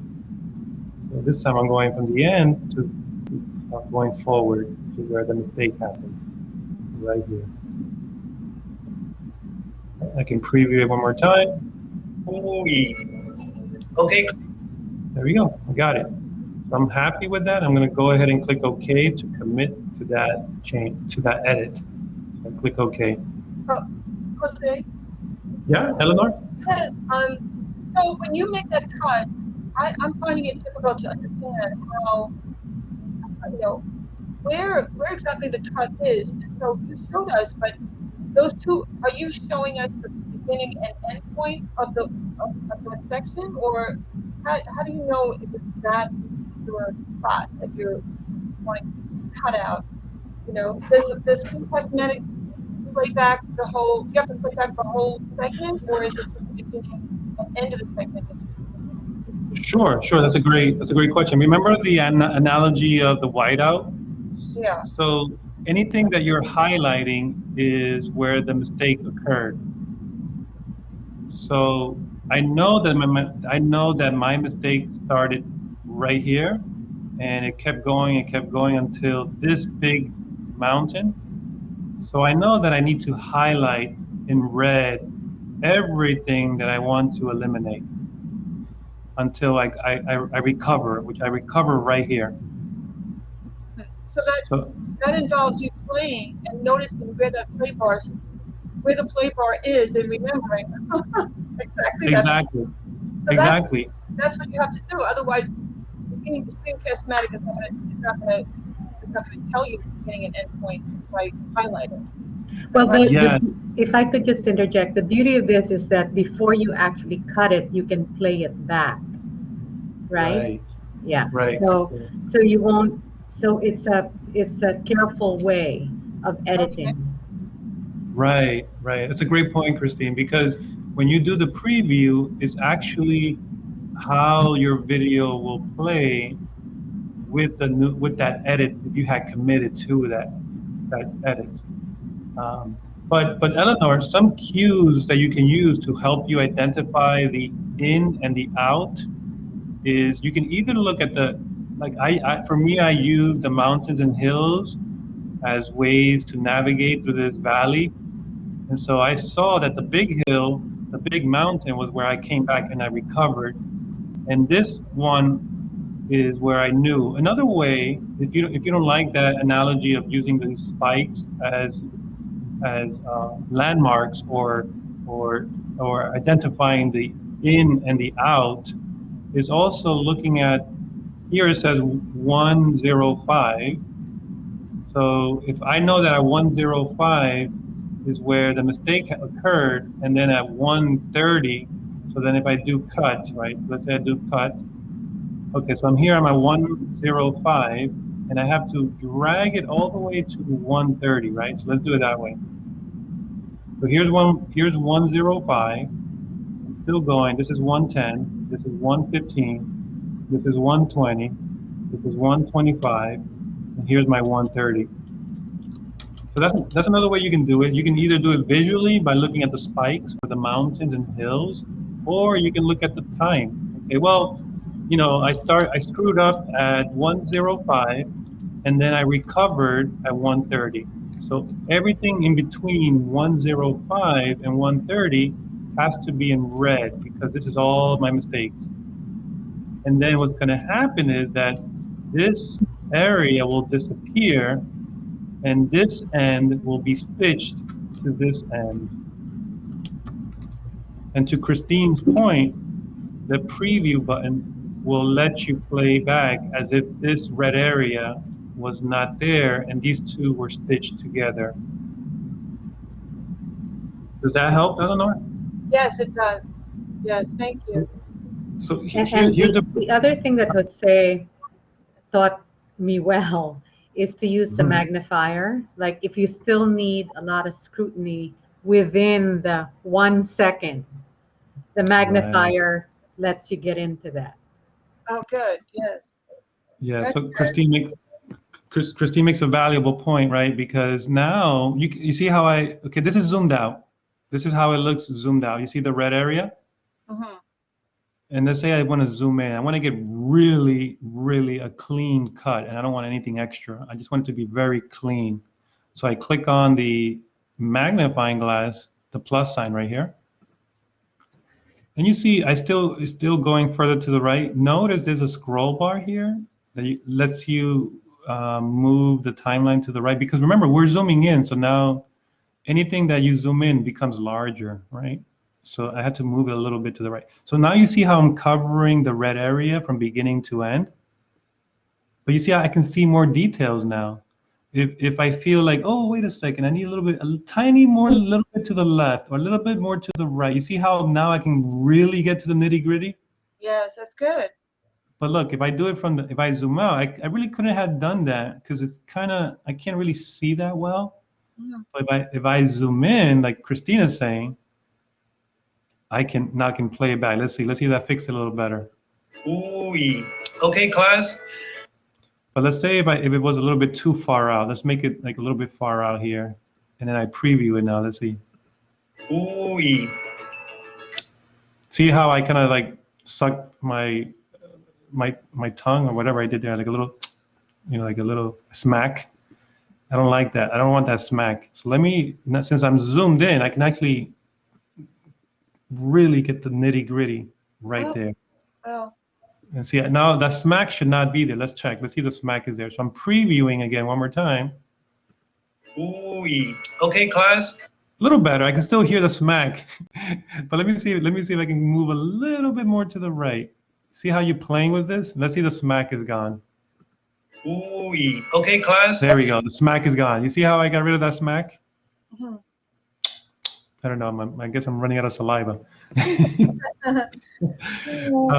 So now I can commit because that smack sound is not there. And you can see the little spike for that smack sound. You see it right there too, actually. You can kind of see it. I don't know, my screen might be a little too small, but you can actually catch that smack, a little spike. It's a little hill. Mm-hmm. And then you get this big mountain where it says, okay, class. And you can actually see it picks up the vowels, okay, class, like the three, like 1, 2, 3, the spikes, 1, 2, 3. So it's interesting playing with these spikes and mountains. You can actually pick up what you're saying kind of by looking at the little mountains and hills. All right, so I'm going to commit by clicking OK. And you see I can zoom back out by clicking minus. And now I can see the whole thing in one screen. So I'm going to commit and click OK. Now that whole mistake is gone. And you also get like a little Band-Aid letting you know. This little red line is like a Band-Aid letting you know you did something here. You corrected something. So that's your Band-Aid. Let me zoom in so you can see the Band-Aid. You see that line?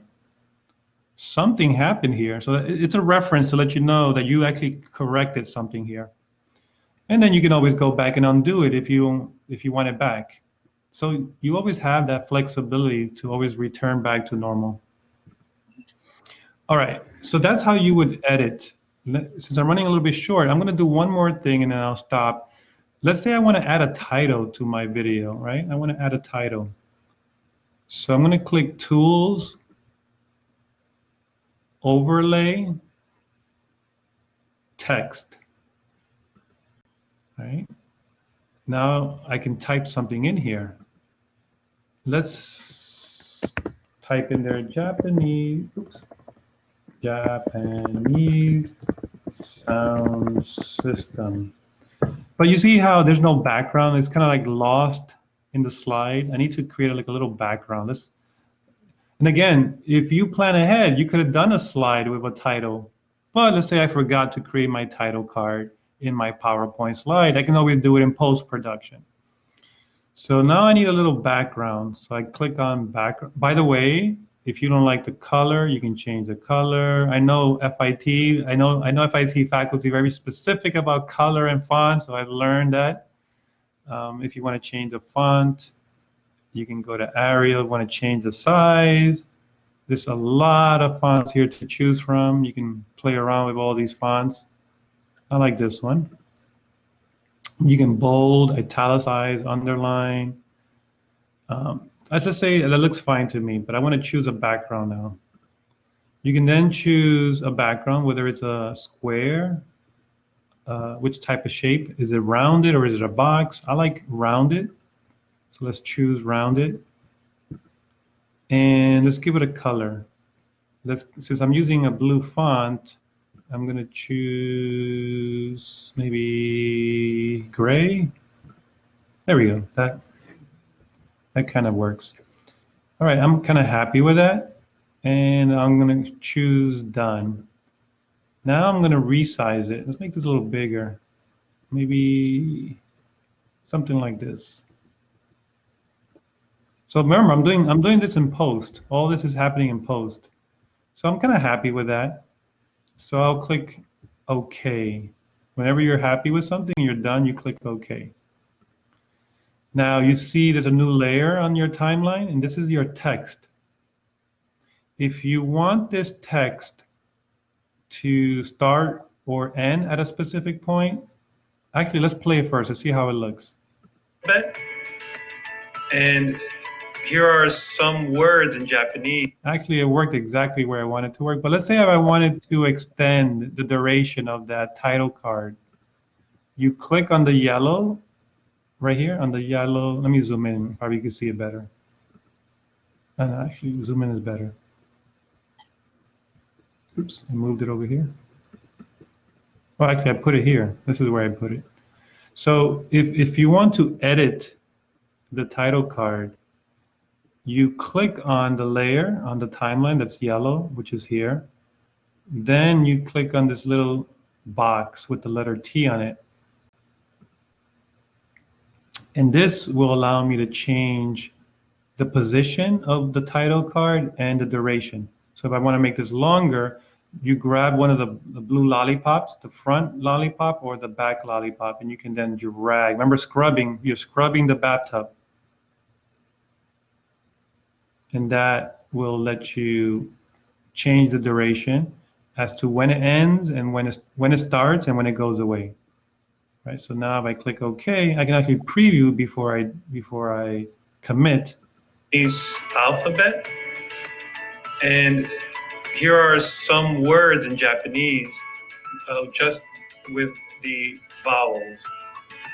So obviously I don't want it to show there. I want it to come in here and then around here. And that should be the better. Is alphabet, and here are. So that was it, and then you commit. Once you're happy, you click commit. Okay, and that's pretty much how you would add a title. You can add multiple titles to your video. Once I'm done with editing the video, then I can add the captions, right? So this is the last thing that you want to do, because if you remove something in the video, then those captions will still be there, and you're gonna have to regenerate the captions over again. And you don't want to do that. So I'm gonna click captions. I want English captions. I choose speech to text, and then I click start. Very straightforward. English, speech to text, click start. And Screencast-O-Matic will generate captions for you. So this will probably take a few seconds because my video is not that long. It does a pretty good job of capitalizing, like Japanese. They capitalize Japanese. It does a pretty good job. I would say it's almost like 95% accurate. It's really good, actually. But if there are going to be some mistakes here and there. So if you do see a mistake, I think this one might be a mistake. Are you saying, let me see, you can always play back to make sure that that is the correct. Were you saying ah? Were you saying ah? Okay, that's probably fine.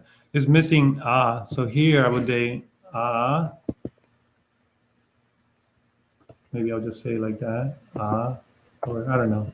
This one's missing one because this is the e, ooh, ooh.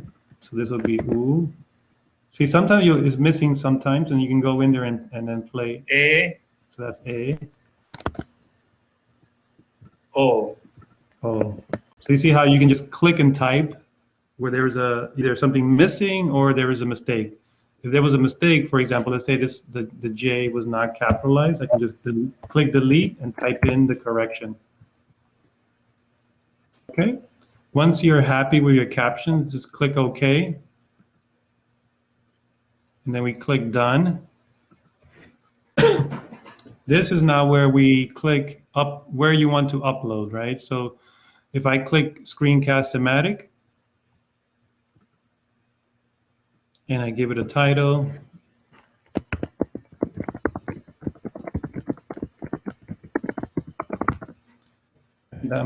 you give it a title there. If you then decide, if you don't want the cursor, you get another chance to get rid of the cursor if you don't want it. If you say no cursor. If you want, captions are there already. If you want to make the video password protected or public, I recommend unlisted. If you're going with YouTube, make it unlisted. If you're going with Screencast-O-Matic, also make it unlisted. Once you're done, click publish. And this will take maybe a minute or so, depending on how long your recording is. You can always continue in the background if you don't want to wait for this to process. And so if you click continue in the background, you can continue to do work. This is to answer, I think it was Eleanor's question, or Christine, or Patricia, I forget who it was. If you have a video that you want to delete, from here you can actually delete your videos by clicking on them and click delete. That will remove the video from your computer, and then that will save you the space on your hard drive. So deleting the videos from here will delete it from your hard drive. These are all my videos that I have on my computer right now. Okay, so our video now has been uploaded to Screencast-O-Matic. Remember, this is where we left off in Blackboard. My video is still not here because I just uploaded, but if I click the refresh button on your Chrome browser, which is the little circle with the arrow at the tip, if I click refresh, the video should appear at the top left. Your most up-to-date, the most last modified video will always show in the top left corner. So if I click refresh, my video should appear. Let's see.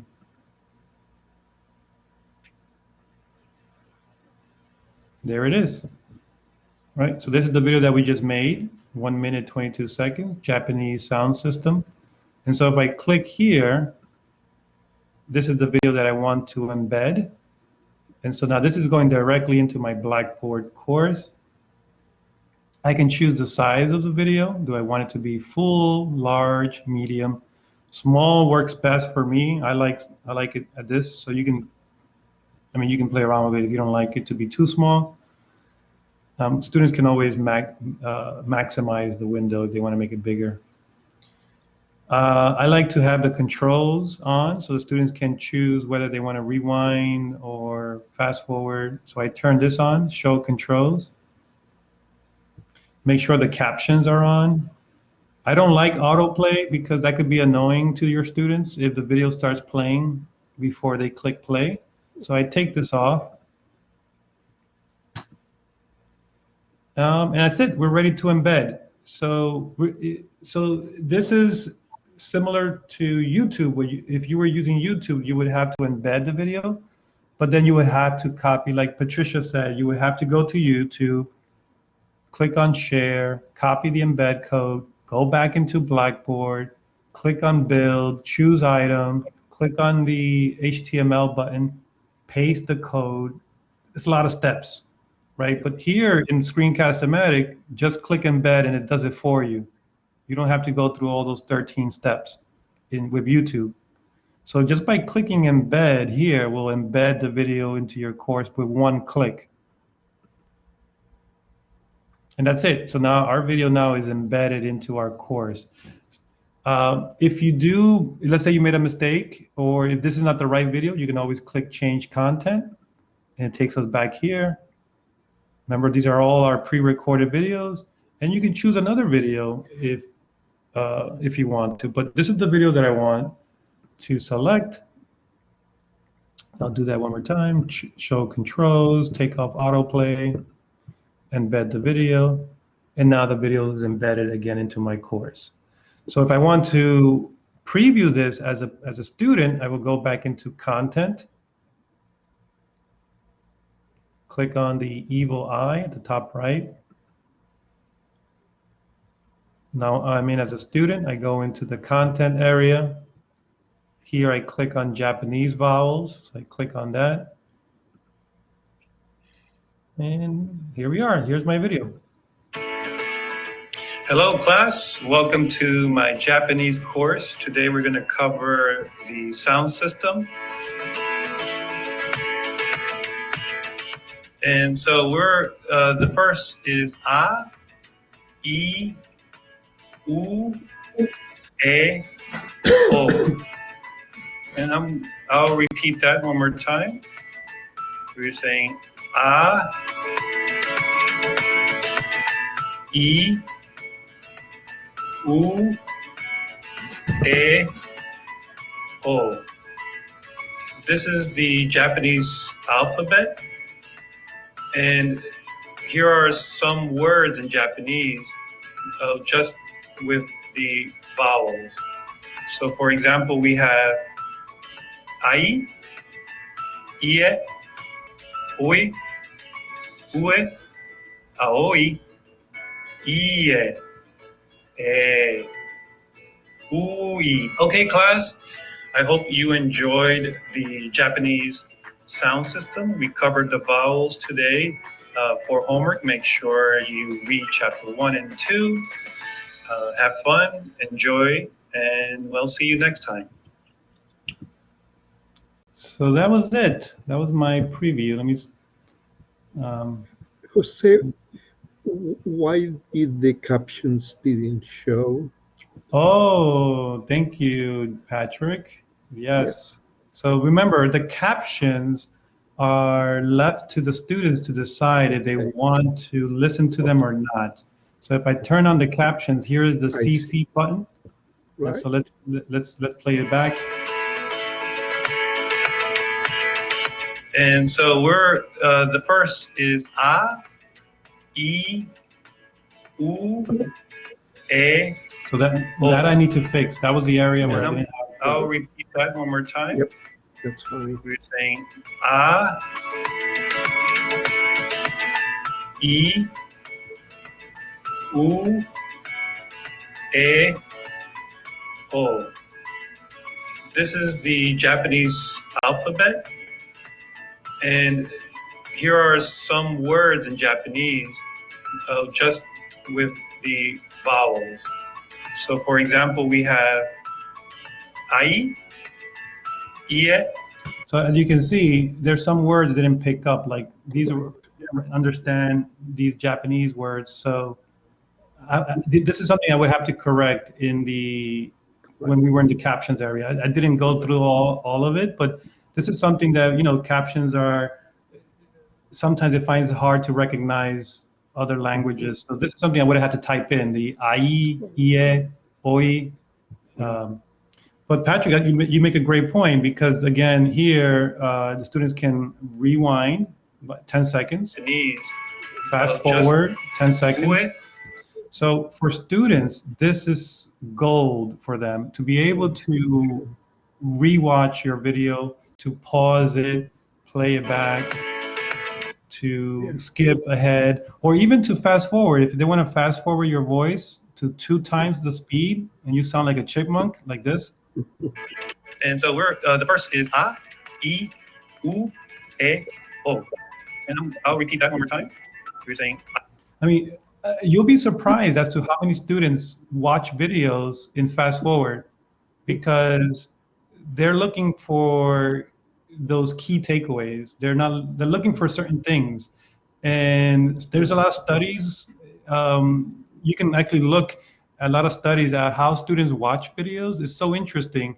And this goes back to the point that we were talking about chunking, where students are looking for the key points. What is it that they're trying to go over they're looking for specific things, and sometimes they'll fast forward until they get what it is that they're looking for. So it's very interesting how students look at videos and how they manipulate the player as they're studying from a video.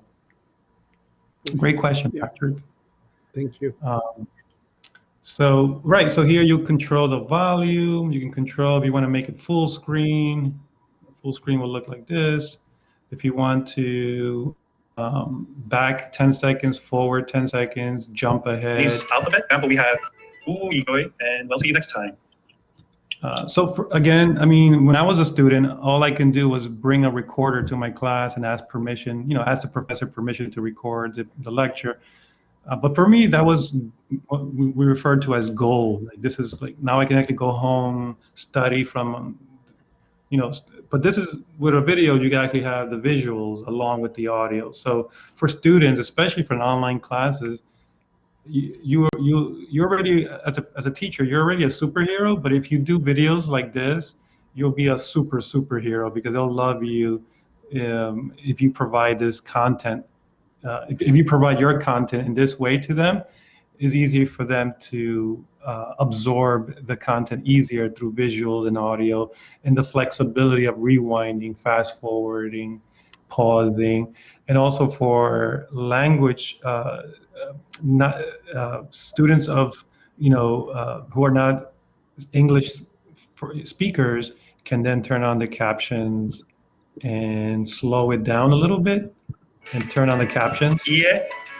And Oi, class, welcome to my Japanese course. Today we're going to cover and they can really pause and then read it. Hello, class, welcome to my, so they don't understand the way that you pronounce the words, they can always read it themselves from the captions. All right, I went way over, and I apologize to everyone. Thank you. This is very good. This is very good, Jose. Thank you so much. I got a lot out of it. Now it's just a matter of actually going back to do it, to keep doing it, keep practicing. Yeah.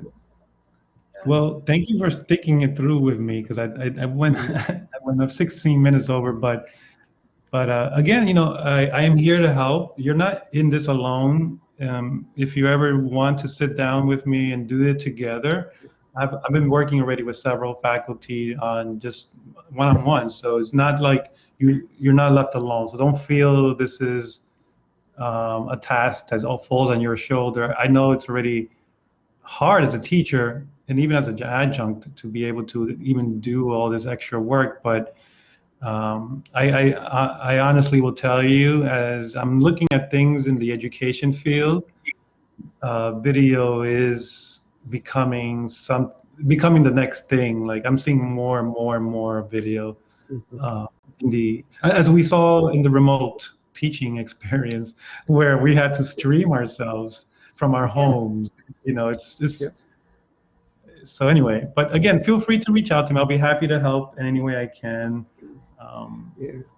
And what is good is that we have the technology now at home. I mean, Eleanor has it, I have it, and it might be very basic, but it's good enough to lecture from home and do it well. Thank you, Jose. Oh, let me